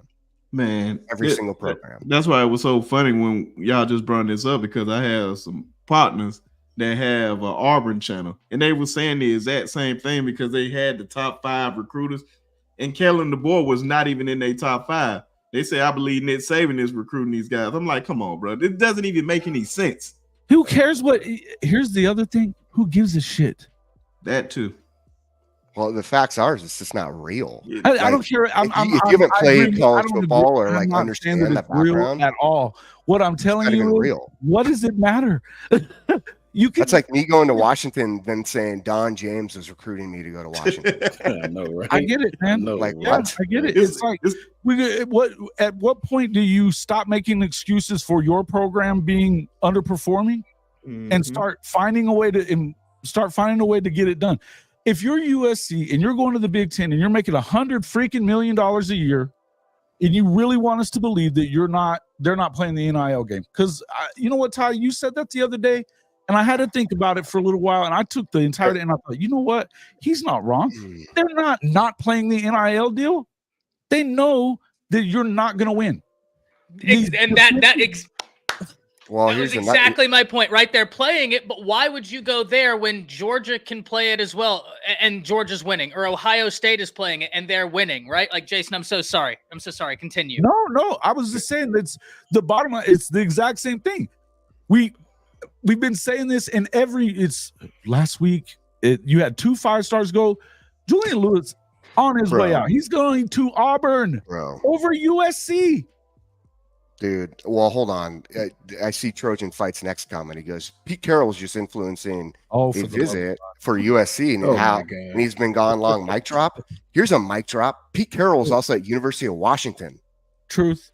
He was just there. So was Bill Belichick. This happens at every program. They're not there recruiting to play for them. They're just talking and young about kids don't give a damn about Pete Carroll. Well, they don't give talking it, about. They don't even remember Pete Carroll even coaching at USC. These kids weren't alive when he was at USC. None of them. Listen, mentally, Coach Saban is still putting belt to all your asses, and we can move on. Period. Now, let's comment that. Go comment that. Let's talk about. Go ahead. Let's talk about some recruiting, right? Because this is where we're being steered. And Trojan said mic drop after I had just directly told you, like, you don't even have to take it from me. Andrew Bone confirmed Saban's not present right now. Saban is in an analyst position, not for football, for like advisory stuff. But I think even a lot of that isn't going to be what people thought it might be, because he just signed that major contract with ESPN. Saban is going to do whatever Saban wants, right? And we're telling you right now, that's not how this is going. Now, I did see Anthony, you were asking, I can't find the comments because everything is going so fast. Yeah. Is Mario to Lincoln when it comes to recruiting, saying more? Yeah, I mean, it is Mario can recruit, but Mario's just got to win, Anthony, right? Like, I think Mario has a bit more pressure on him than people think. And you were asking about if there's any recruiters on Bama's staff that are a liability. I don't think so. I don't think so. I think that right now there are recruiters that are finding their way, but I couldn't say anybody's a liability. Jason, OU had a great weekend. I want to start with Coach Sean and you. And the reason why, I know we're talking OU recruiting first. The reason why I do want to start with Coach Sean is because for the 277 people in here, be sure to go to subscribe to Coach SPH, the Sharpshooters podcast, Hall of Fame college football, Jance Sports, to Jake, let them know where they can find you. Yeah, I know it's so new. It just happened, right? But no, it's if you just search at coach_Jmayer, my channel will pop up, and that's Set the Tone, Alabama and college football Put talk. it in chat. Set the tone, Alabama and college I tried. football. The chat's not working for me, man. It's Hey, canceling. all my chats. I saw it in there. You're just gonna have to send it in there again. It was just a long time ago, and I can't scroll up and find it. No, you- Also, go subscribe to Coach Smoot. Go subscribe to the Fan Addict Sports Network. But the reason why, after I gave that long shout out to everybody in here, the reason why we're going to start with Coach Sean, even though this is an OU recruiting subject, Coach Sean told you all on Friday morning, watch out for Emmanuel Choice. Kid is very talented. Coach Sean, you spoke word to power. He committed this weekend to Oklahoma. Talk to us about Emmanuel Choice. Talk to us about Jaden O'Neal. Talk to us about what you're thinking about Oklahoma recruiting as they're coming out of their premier event. Man, listen. Emmanuel Choice is a kid that I watched this film, and I really, really, really enjoy this kid, man. I talked about him. I saw, I saw great talent on this kid. I saw a kid that come in and out of his breaks very, very, very fluently. And I used the dig route as a route that I explain a lot. And I watched this kid run a dig route on his film. I wanted to find a deep dig. And what I mean by that is a lot of receivers, and I mean a lot of them, some of your most talented guys, when they run a dig route and they cut that and they cut in, Jake, they don't look for Jake. They don't look for the safety. They just let the quarterback throw them open. The great receivers like Devontae Smith knew how to attack the dig route. Is the safety behind you? Is he on the side of you? Where is the safety located, right? Where is this guy? That way you'll know to attack the top of the route. That way the quarterback don't have to throw you open. And this is one of the kids that do that. This kid attacks his routes, and that's what separates good receivers from great receivers. I talked about this kid. If they got this kid, I knew it was going to be outstanding for them. The kid is like 6'3", 6'4", if I'm not mistaken. Real tall kid, very fluent, man, not stiff-hipped at all. Big hands, really, really, really attacks the ball. He attacked the ball. He don't wait for the ball to come down. He really attacks the ball at his highest point. I'm really excited about that kid, man. I think Oklahoma, he's a steal. I know he's only rated a 3-star, right? This kid, to me, will be one of you guys' better receivers. I like him more than some of the receivers that's ranked ahead of him. It's another kid you guys have who receives. He's a smaller kid. I think his last name was Harris, if I'm not mistaken. Yeah, he's the kid that came from Modern Day. Well, there's Marcus and then Grayson Harris. Oh, Grayson This kid Harris was only like 5'10", 5'11", if I'm not mistaken, right? Speedster, absolute burner, right? Now, he's not as aggressive in no shape, form, or fashion as Emmanuel, but if you're looking for a kid to put in the slot, line him up against your third corner or your safety, he will kill you. And Oklahoma's going to absolutely use this kid at their advantage. I can tell that Venerables is recruiting for prowess. What I mean by that is he's not just going to get a bunch of highly ranked kids and sticking them wherever. He's recruiting slot receivers. He's recruiting X receivers. He's recruiting kids that played certain positions. I'm sure they'll learn all the positions of Oklahoma, but I like that because that's what Coach Saban did, right? I think that's going to help him in the SEC. I think they got a younger cornerback named Malik Hawkins. I watched this kid. Great backpedal, man. This kid comes out of phase very, very, very well. I watched this kid only camp at one camp. I don't know if he went more than that. I can only find one he attended, and that's what I want people to understand. A lot of these kids that you see ranked 3 stars didn't camp a lot, right? This Malik Hawkins kid can flat out play, man. Mm-hmm. I read he was 6 foot, if I'm not mistaken. 6'1", 6 foot in the league. His brother is going to be the quarterback. Also, his kid can play. They're saying a lot of people are saying that he's actually more talented than Michael Hawkins, who we are very high on at Oklahoma to be the next quarterback, and should be. This is. I'll say this: it's an embarrassment of riches for Oklahoma right now. It really is. You say I said it. You can put my name on it. You guys have another cornerback named Tristan Haynes. I think it is Kristen Haynes. Watch this film. He's a taller corner, 6'1", 6'2", if I remember. Listen, I like the other kids backpedaling coming out of phase better than I like the 6'2" kids, right? The 6'2" kid flail his arms when he's coming out of phase. And Jake, you know, when you backpedal and you're off balance, that's hard to teach a kid. That's hard to teach, man, right? This other kid, fluid, fluid, in and out of phase, very, very fluid. W drill, on the W drill, kid's feet is like butter. I'm telling you, man. And he's not rated as high as the Haynes kid. So I'm really, really excited what Oklahoma done, man.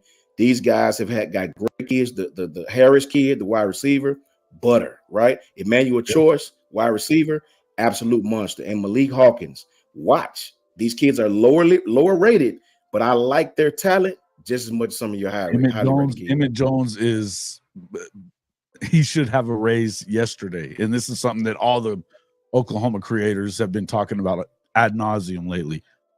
This guy has put together probably the strongest. Look, if you look at it right now, they're up there behind maybe Ohio State in their entire room, right? You've got some, and I'm not saying there's not a bunch of these programs that have this, but Emmett Jones, if there's a guy that's out recruiting him, it's really only the guy at Ohio State. That's it.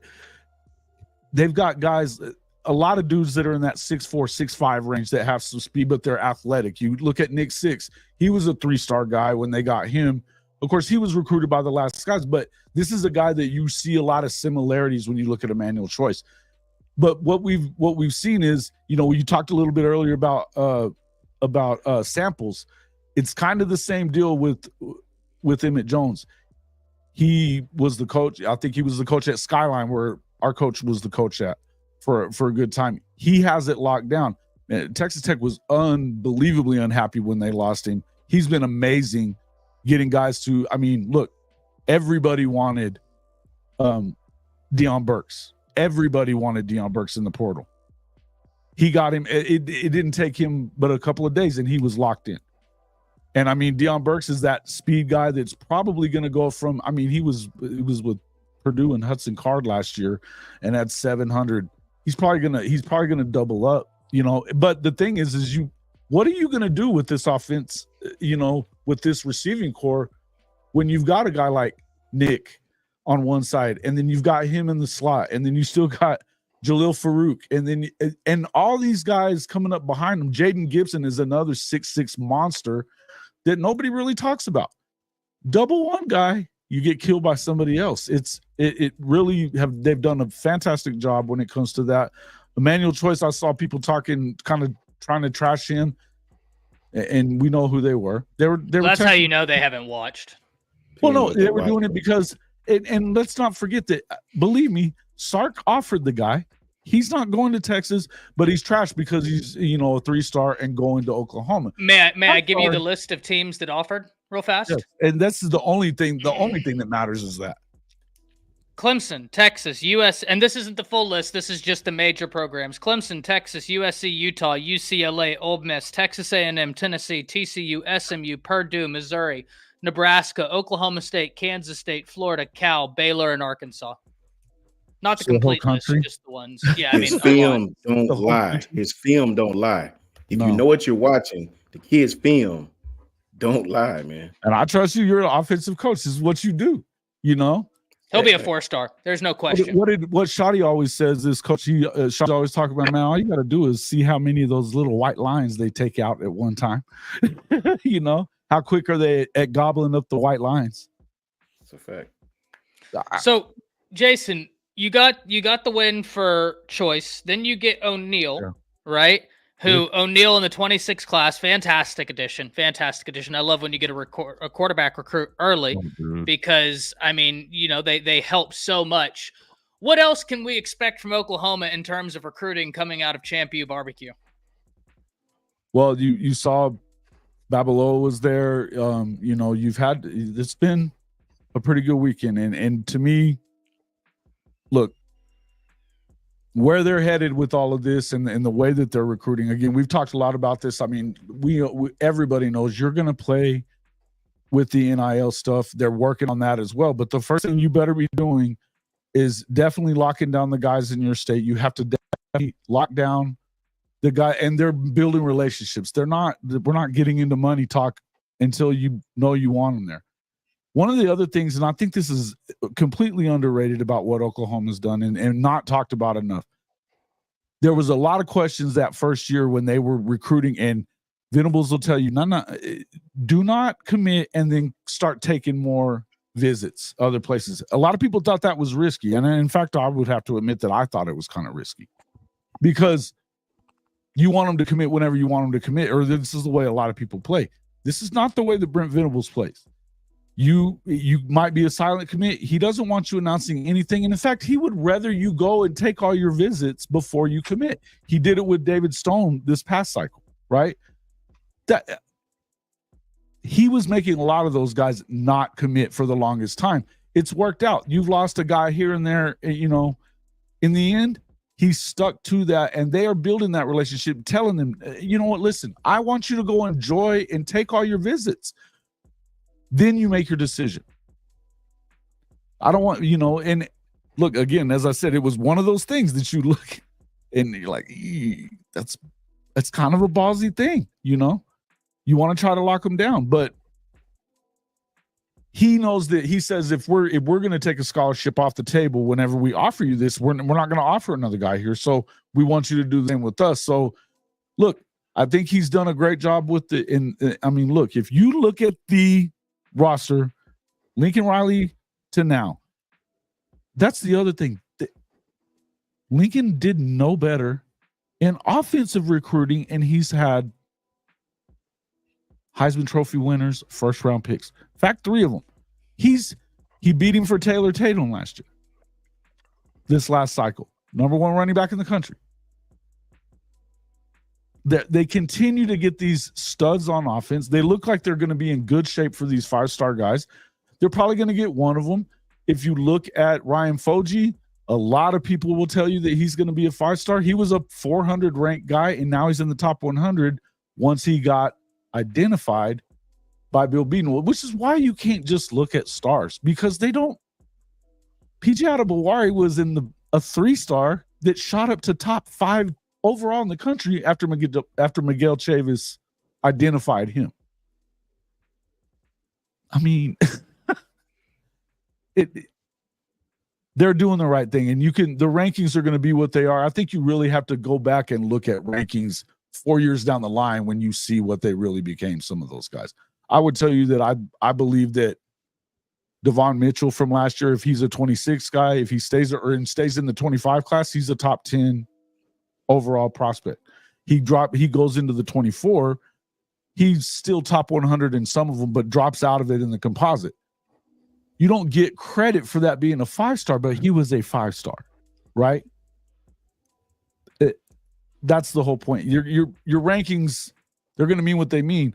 But when you read off a list of guys like for this, Emmanuel Choice is unbelievable, you know?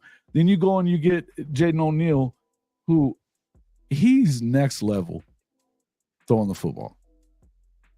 Big, strong, spins it. It's an embarrassment of riches, and they're doing it the right way. I couldn't be more excited about what they do there. A lot of these kids don't camp like they used to, man. A lot of kids don't. You know, some of these kids will come to your university and will not camp. So, you know, it's just a different day and time, man. You know. Well, that's like where all the scholarships used to come from back in the day. You know, it's like it was camps. Like, I mean, now we have so much exposure to like social media that we can evaluate kids a lot on like just their game film, because in the end of the day, like obviously you want to see a kid in person, you want to there's an eye test. Everyone talks about passing the eye test, right? But then on top of that, like you still though have to watch the kids film, not just highlight tapes. I tell guys that all the time. I'm like, what are you putting on? What are you putting on your highlight tape? Because that's great that you're making plays, but what's your form look like? Are you doing the correct thing, right? Like, what's the play call at that moment in time? What's your coverage assignment? Okay, what did you identify? I want to see those things, because those tell me what, you know, things maybe you're where you have opportunities to grow and where you're really good, right? And how big is that gap? Because if that gap's huge, now I'm going to could I take someone who has a smaller gap as far as growth opportunities and where you're really good at, and how can I translate that? That's why I think with this recruiting, it's what's really interesting is how good of a coaching staff do you have at identifying talent and identifying potential? Like what's the ceiling for each one of these kids? And you really got to do your homework in when you evaluate each one of the kids. I mean, when it comes down to it, do they fit your system? What's their character? Who are they as a person? What do they come from? Right? What are there any indicators that you can see that could lead down the road to being something not quite you expected? Right? Like what are all these aspects that you can evaluate to make sure that you're getting the right type of player into your class, regardless of stars? I think it's a funny one I point out is which a lot of people give a hard time to with Alabama is London Simmons. I don't think a lot of people realize with London Simmons, that dude is extremely smart, extremely humble, team-oriented, ready to just work and be the best he can be. I mean, the guy took second in a state competition for chess. Some of the coaches in his high school talk about his ability to watch film, and he can pick out things better than other guys. Some of the coaches can. Like that he's just a very smart kid. So how does he fit into your system and allow you, regardless of his stars, allow you to grow, and how fast can he make an impact, right? A kid like that, he's probably going to make an impact actually pretty fast because his football IQ is there, right? And if he has the grind in the weight room, then that's another addition, which he does. So there's an example of a guy who might be a 3-star, but truthfully, in the end, he almost might be priceless in a weird way because of how smart he is. It's just something to think about, 100%. Want to give a shout out to KillTac9 with the $20 saying, I don't know what I'm watching on film, but I watch Coach SPH, so my water cooler talk is superb. That's what we're talking about right there. That's what we're talking about. That's why we get Let me this tell panel them this, together. Ty, before you transition, if you don't mind, really quickly. Go ahead. Devontae Smith was a 3-star from a little small town called Amite, Louisiana, until he went to one camp in Miami called the 305 Paradise Camp in 2016. Him and Jerry Judy was at the same camp, right? Devontae showed his what. So when he shows up at the Rivals camp, they give him an extra star, right? So nobody was on this kid. He'll tell you that himself. You can look it up on YouTube.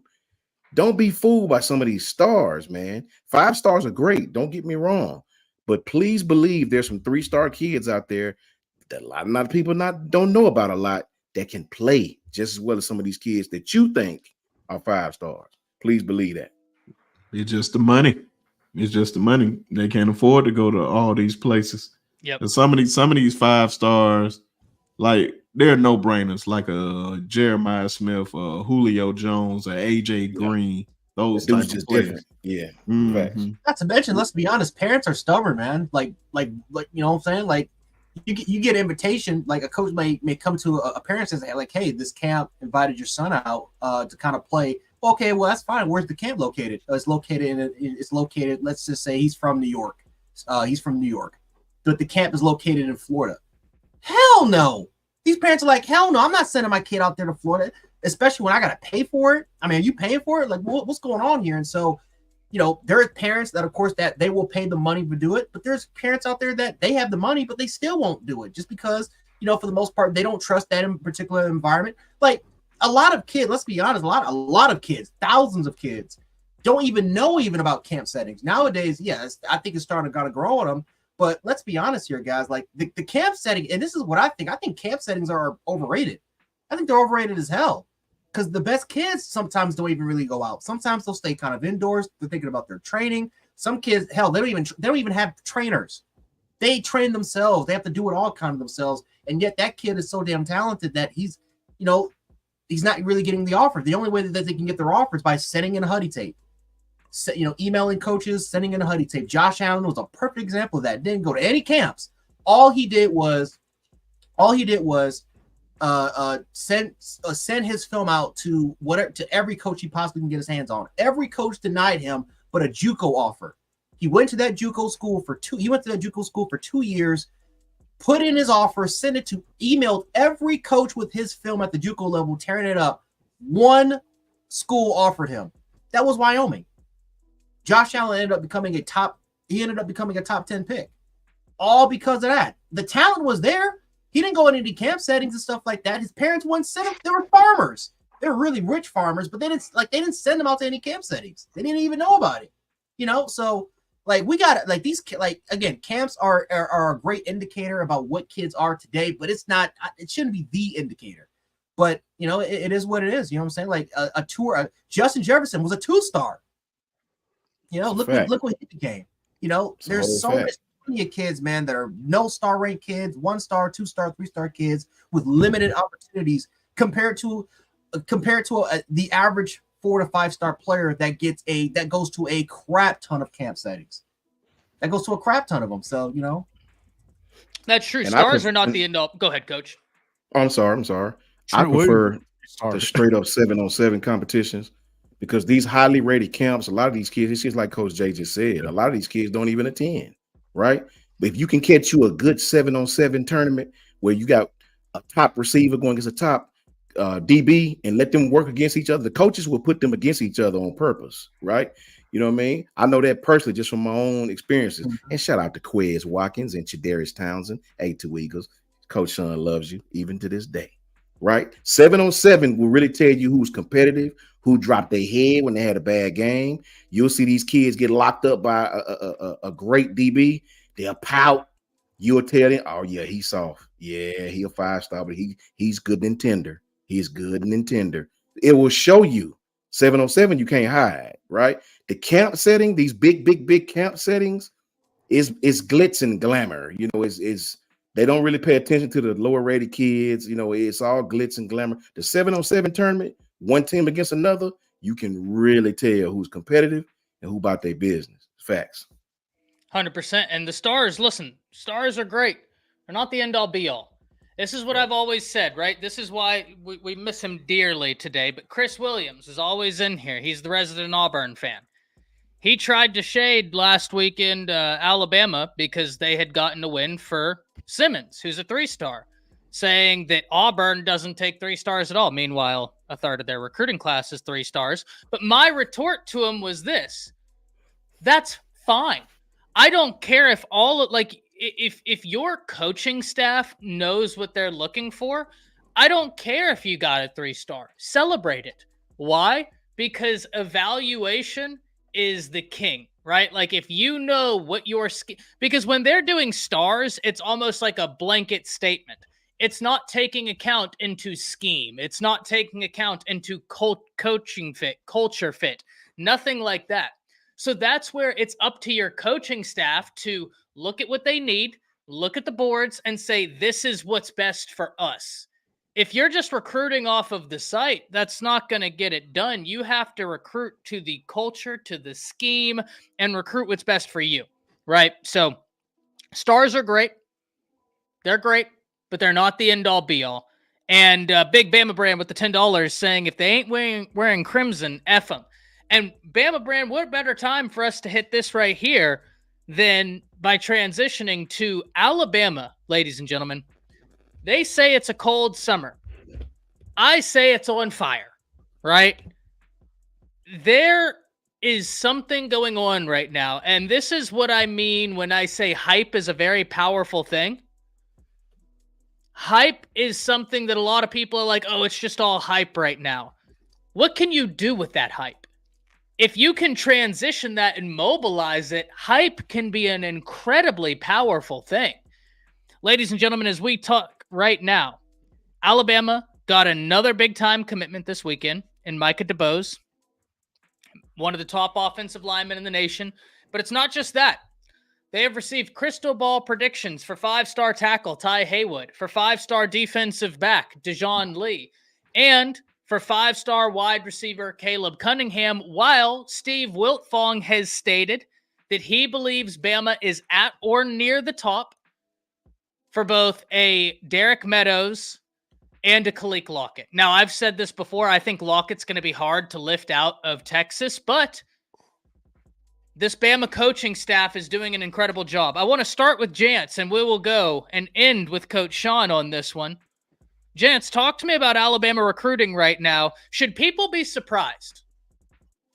Well, we're not surprised. Of course, everybody else is surprised. But no. I mean, no, nobody should be surprised about Alabama. Like I said, I mean, Bama fans in the chat, some of the guys on the panel, they'll tell you. I mean, I kept saying it for the longest time. Ty, you can attest to this. What did I keep saying? Just be patient. Take your time.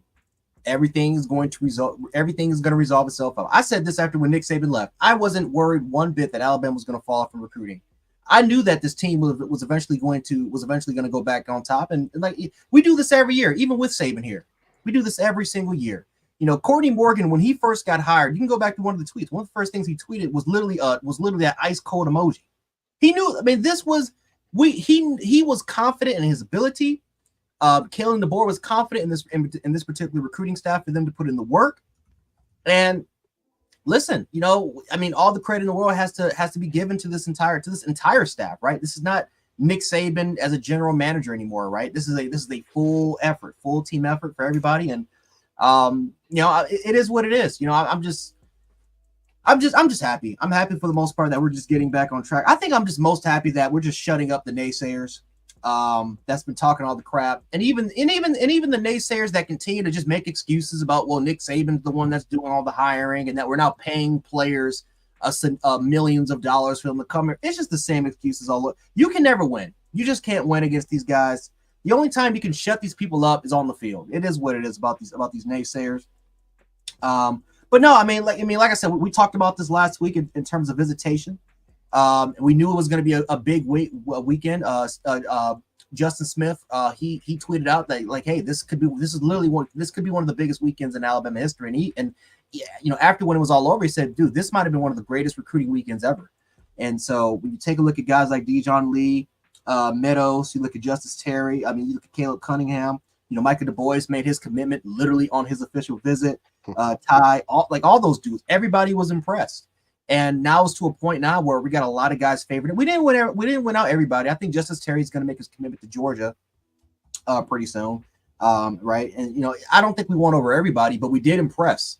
We did impress everybody that was there. You talk to every commitment about Alabama so far; they all have said that, man, this was a hell of a time. It was a tremendous atmosphere, and that's the best thing. That's honestly the best thing that you possibly can do, right? Is you want to make the kids feel at home. You want to make them feel. You want to make them feel comfortable. But you just want. But I think the most important part is you gotta have a long lasting impression with the kids. And I think that's something that they've accomplished, is that they had a long lasting impression, including a kid that committed right there. That's impressive, especially when Ryan Williams was there. He was a former 5-star kid that was right. I mean, he should be in this class right now, but he was there. He was the first one to actually kind of greet. Dabo was the first one to greet him as soon as he made that commitment. So I'm not surprised by this at all. Alabama's going to continue to heat things up. We're going to continue to finish inside the top 3 in recruiting. And like I said, we have not fallen off the wagon. Now, there are certain schools out there like Ole Miss that has fallen off the wagons, and USC that has fallen off the wagon, of course. But it is what it is. I think that our staff has just done a tremendous job. And yeah, I mean, I'm not surprised at all for what I've seen. I'm more surprised that, of course, I'm more surprised that the fans thought that this was not going to happen. I'm surprised of that, if anything. But no, we did everything that we said we were going to do. All my predictions have come true. I said Judgment Day was coming by the time the transfer portal was coming. I said Judgment Day was coming.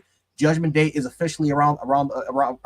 It's officially here now. We can play the Game of Thrones music or the House of Dragons music now.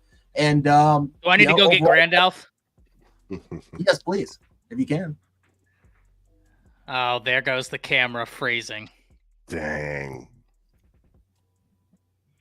Stupid. Dang. All right, who's up next? I didn't mean to cut you off, Jance. Go ahead. That was it, man. You just played. What do they say? Winter is here. Winter is coming. Winter is here. Yeah, but yeah, man. I've been saying, man, a tide is coming. Mm-hmm. A tide is coming, man. I am loving every bit of this, and it was just so beautiful to see like all the national analysts start throwing in crystal balls for us when everybody thought it was a downfall coming, especially these Auburn fans, the ones want to go on Toomer's Corner and roll up toilet paper just because a man retired. That lets you know, in the words of Coach Sean, belt to ass. You know where the standard is. The standard is the standard. And now you seeing, oh, he's just whatever I forgot what they call Brian Harsin. Husky Harsin is what they called him. Yeah.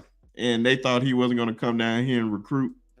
And now he's on the verge of having the number one class. If he has that in his first year, that's saying a whole lot about him. And guys going to keep paying attention to that. Like, what is going on in Tuscaloosa? It's working to their advantage. And don't let them have a great season. All they got to do is really just get like 10 wins and just, especially if you can make Jalen Milroe look totally different. Oh my God, man. The sky's the limit. The sky is the limit. I can't wait. Hopefully we can get a couple more flips because I want him to stay in state so bad with him and Dejon Lee. Both of them boys. Oh my God. We talking about no fly zone for real. And I would love that. But it's a long way to December. But I am loving every bit of this. It's a cold summer. So make sure you bundle up. I think, and I'm going to go ahead and give my way too early predictions for your top recruiting classes. I think your top 3 recruiting classes, in no particular order, I think you're looking at Ohio State, Georgia, and Alabama. I think that those 3 classes are going to be tough classes, right? I do. Ohio State's doing an incredible thing. Yeah, right. Like status quo. Georgia with Kirby is Georgia. Trojan, that's facetious. First 4-loss season, DeBoer's on the hot seat. I mean, is Lincoln on the hot seat because he just lost how many games? Lincoln get 4 losses, he's fired. How about that? Well, I mean, he just lost more than that, Brinsky. But if he get that, he's gone. But apparently it's all gravy. Yeah. At USC. But anywhere else. He's yet to say a single thing against Lincoln Riley. If they go 7-5, 8-4 this year, whose fault's it going to be? Jen Cohen's? She just got there. Well, I mean, listen, Trojan, you had a up close and personal look. He handled Lincoln. Not at a blue blood either. Yeah. So ask him.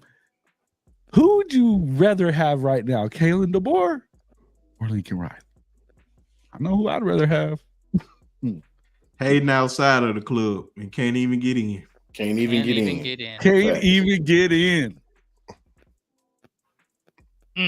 Jake, talk to me. Alabama recruiting.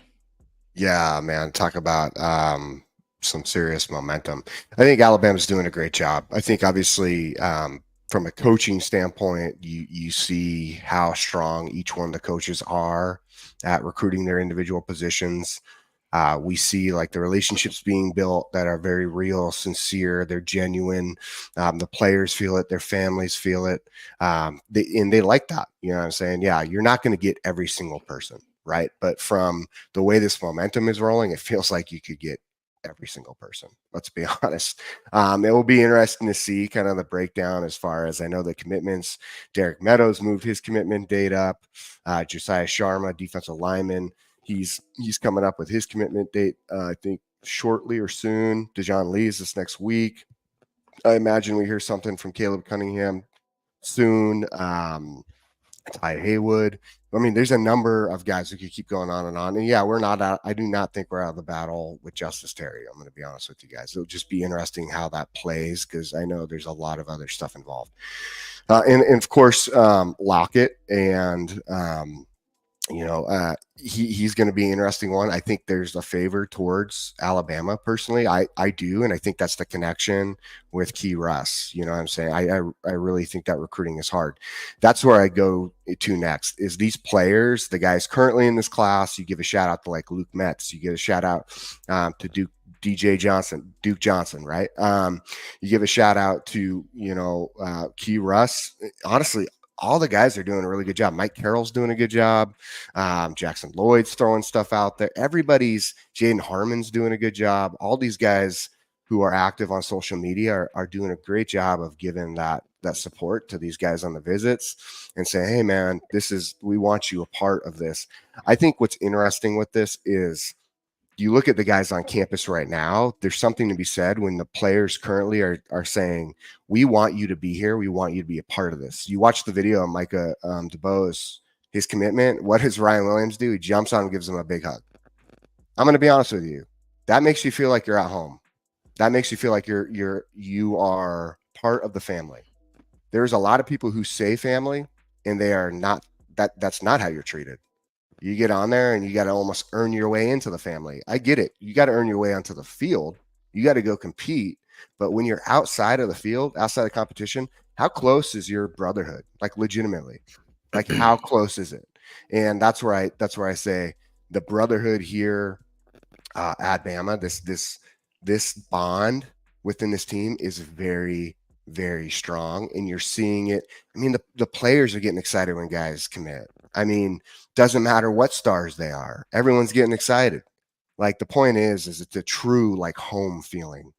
And families can feel, moms especially, they can feel comfortable, right, with their kids going off here and know that they are going to be taken care of and looked after, not only by the coaching staff, but also the other guys on the team. And that's a big deal. That's hard to come by because, as we know, in football, especially at a level of Division I, there are egos. Even within a team, there are egos. Egos are the downfall. They are the cancer. They are what destroy your team. You will not win a national championship or championships in a row unless egos are gone. Saban did a good job of punching egos in the face. Okay. DeBoer does a good job of taking those egos and basically smoothing them out. It's all rigid. He just is smoothing them out. And he's saying, follow me. I'll lead you to the promised land. And it's true, just so we got to just look at his record and what he's going to do, right? The foundation was set at Alabama already under Saban. DeBoer comes in and builds on that foundation, remodels the house a little bit, as I've said before, and keeps it very similar, but at the same time within his style. And it's all going to come together. There's still discipline, there's still grind, there's still work ethic. And now we have a different type of I should say, the same type, but also a different type of mindset where you get a mesh of something really, really nice. And he's doing a great job with it. And obviously we can see that with how the players are buying in. And yeah, you're right.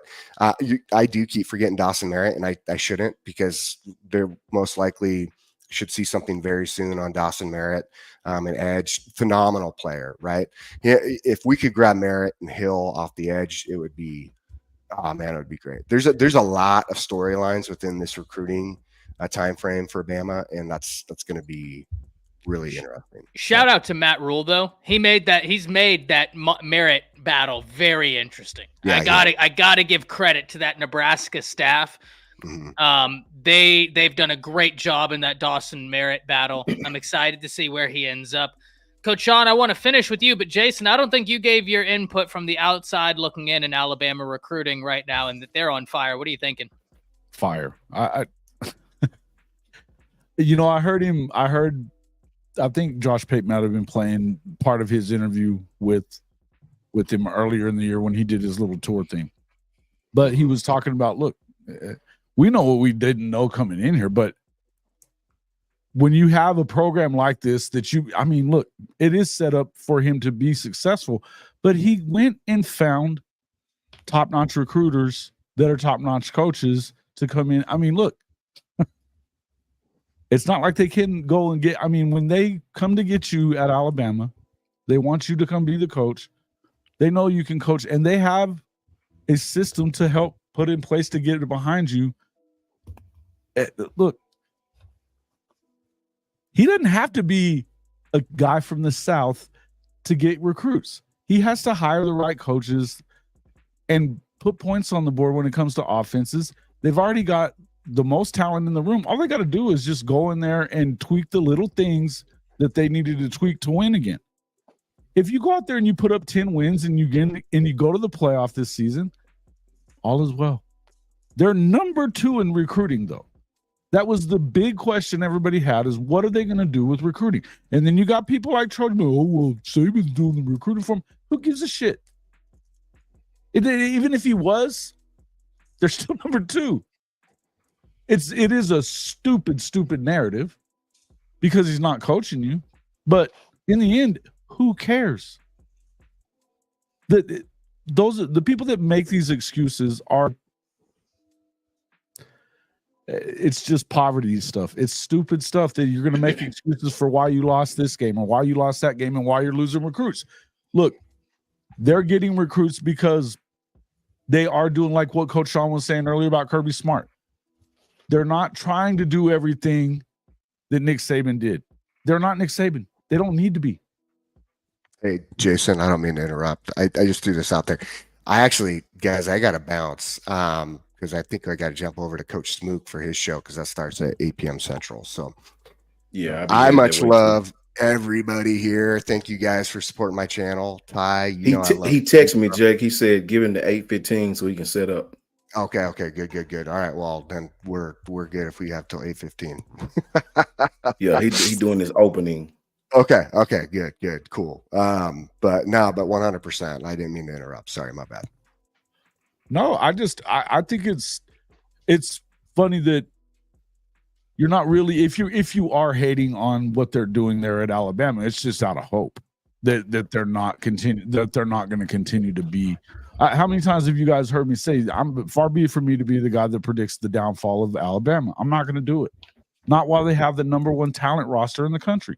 Not going to do it with a coach that in 120 games is or less than that as a head coach, he's only lost 12.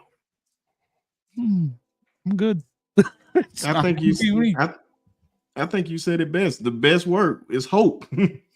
They hope that it doesn't work out. They are hoping. They praying. They cannot go through this no more. They already went through it enough.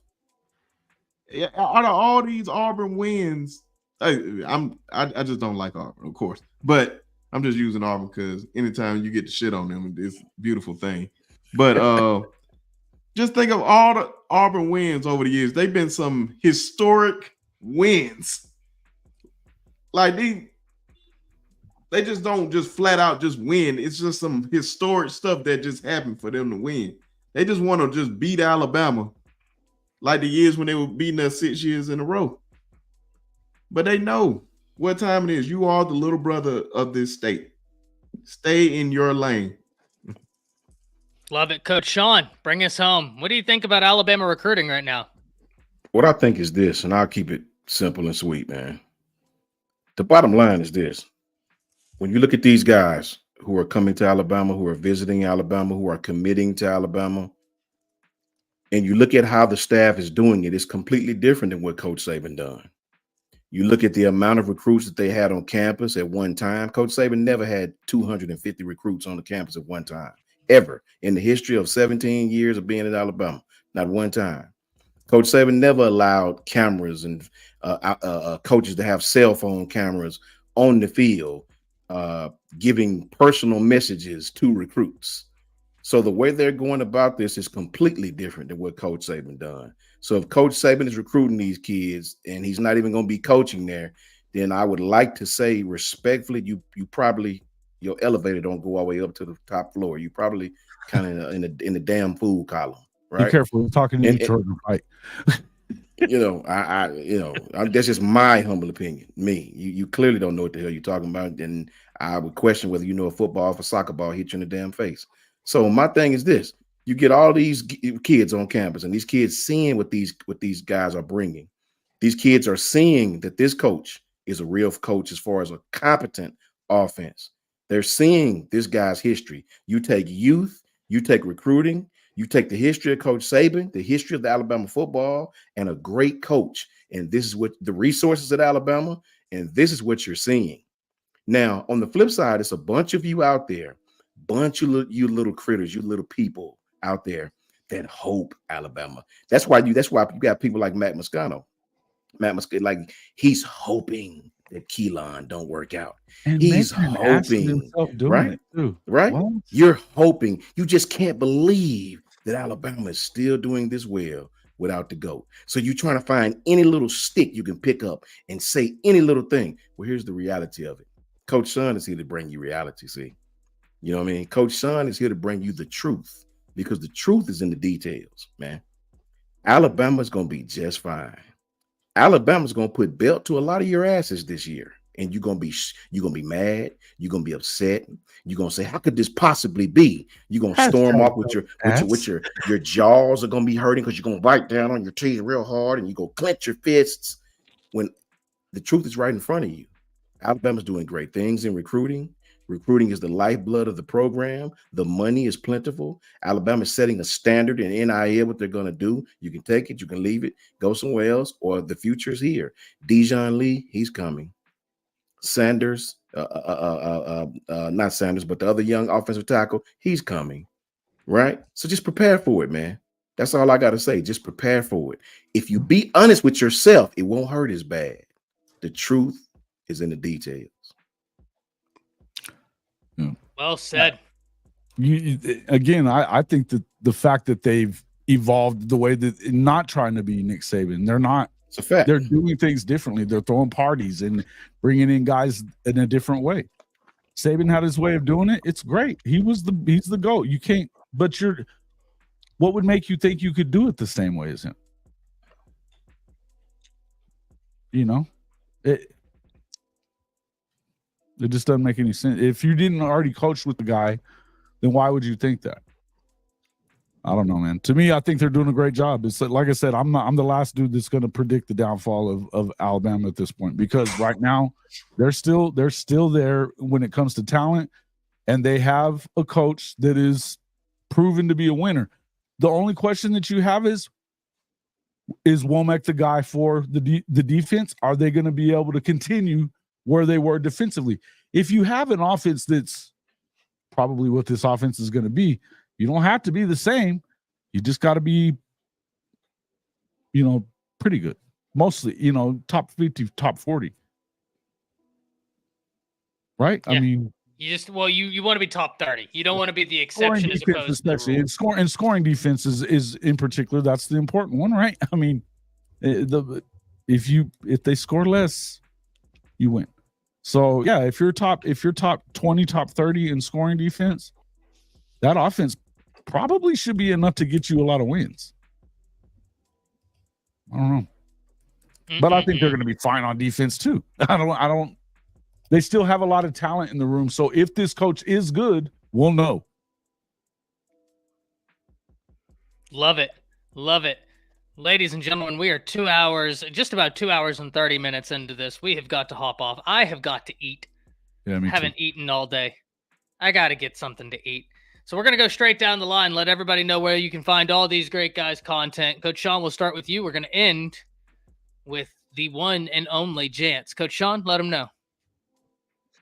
You can find me at JMHO, Just My Humble Opinion Sports Talk on Twitter and YouTube. JMHO Sports Talk on Twitter and YouTube. Jake? Yeah, boom. You can find me at Twitter. You can see it down here right below. Right. If you use that same Twitter handle and you search it in YouTube, then you will see my channel pop up. Otherwise, the new channel is Set the Tone, Alabama and College Football Talk. So come join in. We're going to get after it. Like I said, just came out this morning. So see a nice little welcome video. And I just appreciate everybody, the support, all these guys on here. I mean, I wouldn't be here if it wasn't for these guys, if it wasn't for you guys in the chat. Like, in the end of the day, there's no way all this would happen, right? And so I just have to say thank you. I am grateful and I am humbled, and I'm excited to bring you guys some more stuff. So love it. Love it. Happy your channel is off and running. Brinsky. Well, I'm Brinsky Sharp of the Sharpshooters Podcast. Y'all can just subscribe to the channel in the chat. I just posted there. Just want to give a major shout out to Jake. Super proud of you, brother. Hit the subscribe button to the channel not too long ago. It's been a long time coming. Can't wait to jump on there with you sometime. Definitely proud of all these brothers up here. They all doing great things. And I'm just loving each and every day just seeing you guys grow. learning from Ty, learning from Coach, Facts. learning from Jason, learning from Jay and Jake. Just super proud of you, brothers. Likewise, man, for sure. Proud of you too, man. You 100%. killing it yourself, bro. Every week. Jason Watkins, Hall of Fame College Football with Jason and the Coach. You can find me at CFB-pod right here on YouTube. We're doing morning shows at least 3 times a week. Right at it'd be 10 o'clock Eastern time. It's called Rise and Shine College Football. We have Jake on there quite a bit. These guys are all welcome to be in here any morning that we go, but make sure you get over there and check us out on Monday, Wednesday, and Friday, Tuesday nights as well. And listen, the Saturday night snap count Saturday with Coach I and them at Fanatic Sports was unreal. We had a great time. Do that again in 2 weeks. Can't wait to be over there. So you guys should definitely go over there and check out their channels. But look, it's amazing to be able to go and work with the content creators like these guys. Enjoy working with all you guys, and every one of you guys are hard workers. And I mean, yeah, man, all sticking together on this stuff and putting out content day to day. We appreciate everybody coming in. Make sure you hit the like button on everybody's channel that's doing all this stuff. Go over there and subscribe to Jake. Coach Jay, be sharp. Thanks. I appreciate you guys always. Coach Sean, love having conversations with you. And then Ty, you know how I feel about you, man. Appreciate you having me in. Jake, we're going to get together again on Wednesday morning, and you're welcome. You guys are all welcome to come on the show tomorrow night on Tuesday. A lot of topics that we're going to get into, but thanks again for having me on, Ty. Of course, man. Of course. Always. And last but certainly not least, Jance, let them know. Jance Sports on YouTube. If you want to see some rants, if you like what you kind of saw here, a little taste, you can watch some of that. Also catch me on Jance716 on my Twitter if you want to do like any sort of collaborations and stuff like that. Let me know. My email, by the way, I got to start plugging in my email is Jarek946. That's also kind of more of a business kind of email as well. I got to start checking it in a little bit. But yeah, Twitter. I mean, for the most part too, I never really say this, but I'm always on Spaces. I'm always on Spaces. If you want to check me out, like on Spaces, whether it's Alabama Spaces or Bills, definitely Bill Spaces. When for the most part, I'm always on there. For the most part, like whenever like I'm working and stuff like that, I just kind of have that on the side. I'm always in Spaces talking about working at the same time. Matter of fact, I got a scheduled space I got to be in a little bit. But yeah, if you guys want to kind of catch me on some of those platforms, yeah, definitely catch me on X, Jance Sports on YouTube, of course. And then again, if you want to, hit me up, definitely Jarek946@gmail.com. Guys, we have been on for 2 hours, 30 minutes. Thank you to everybody in the chat. If I could shout you out, each and every one of you, I would. But we would be here for another 2 hours if we were doing that, because we had upwards of 280 people in here live just on YouTube. So that's a lot of fun, guys. Thank you for making this show what it is. Thank you for all the support. Thank you for the interactions. You guys make this possible. We did have a last-second donation. Matthew Miller saying, I'm hoping I can hear some reactions. We'll see. Parker Thune said, OU has a better roster than Texas. How delusional on a scale of 1 to 10. Matthew, we'll have to answer that next time because we've been, like I said, on for 2 hours and 30 minutes. And we can go through the entire roster. I think it'd be a really interesting conversation to have. I think it'd be a really fun conversation to have. But tune in Friday morning. Maybe we'll talk about that, or we'll talk about it Monday evening. We'll have to see. But thank you for the donation, my man. Thank you, everybody, for being in here. Follow everybody who's on this panel. Follow the Fanatic Sports Network. Coach Smook, shout out to all those guys. But until next time, let me introduce you to the 7th member of the panel, the Spinning Wheel of Doom.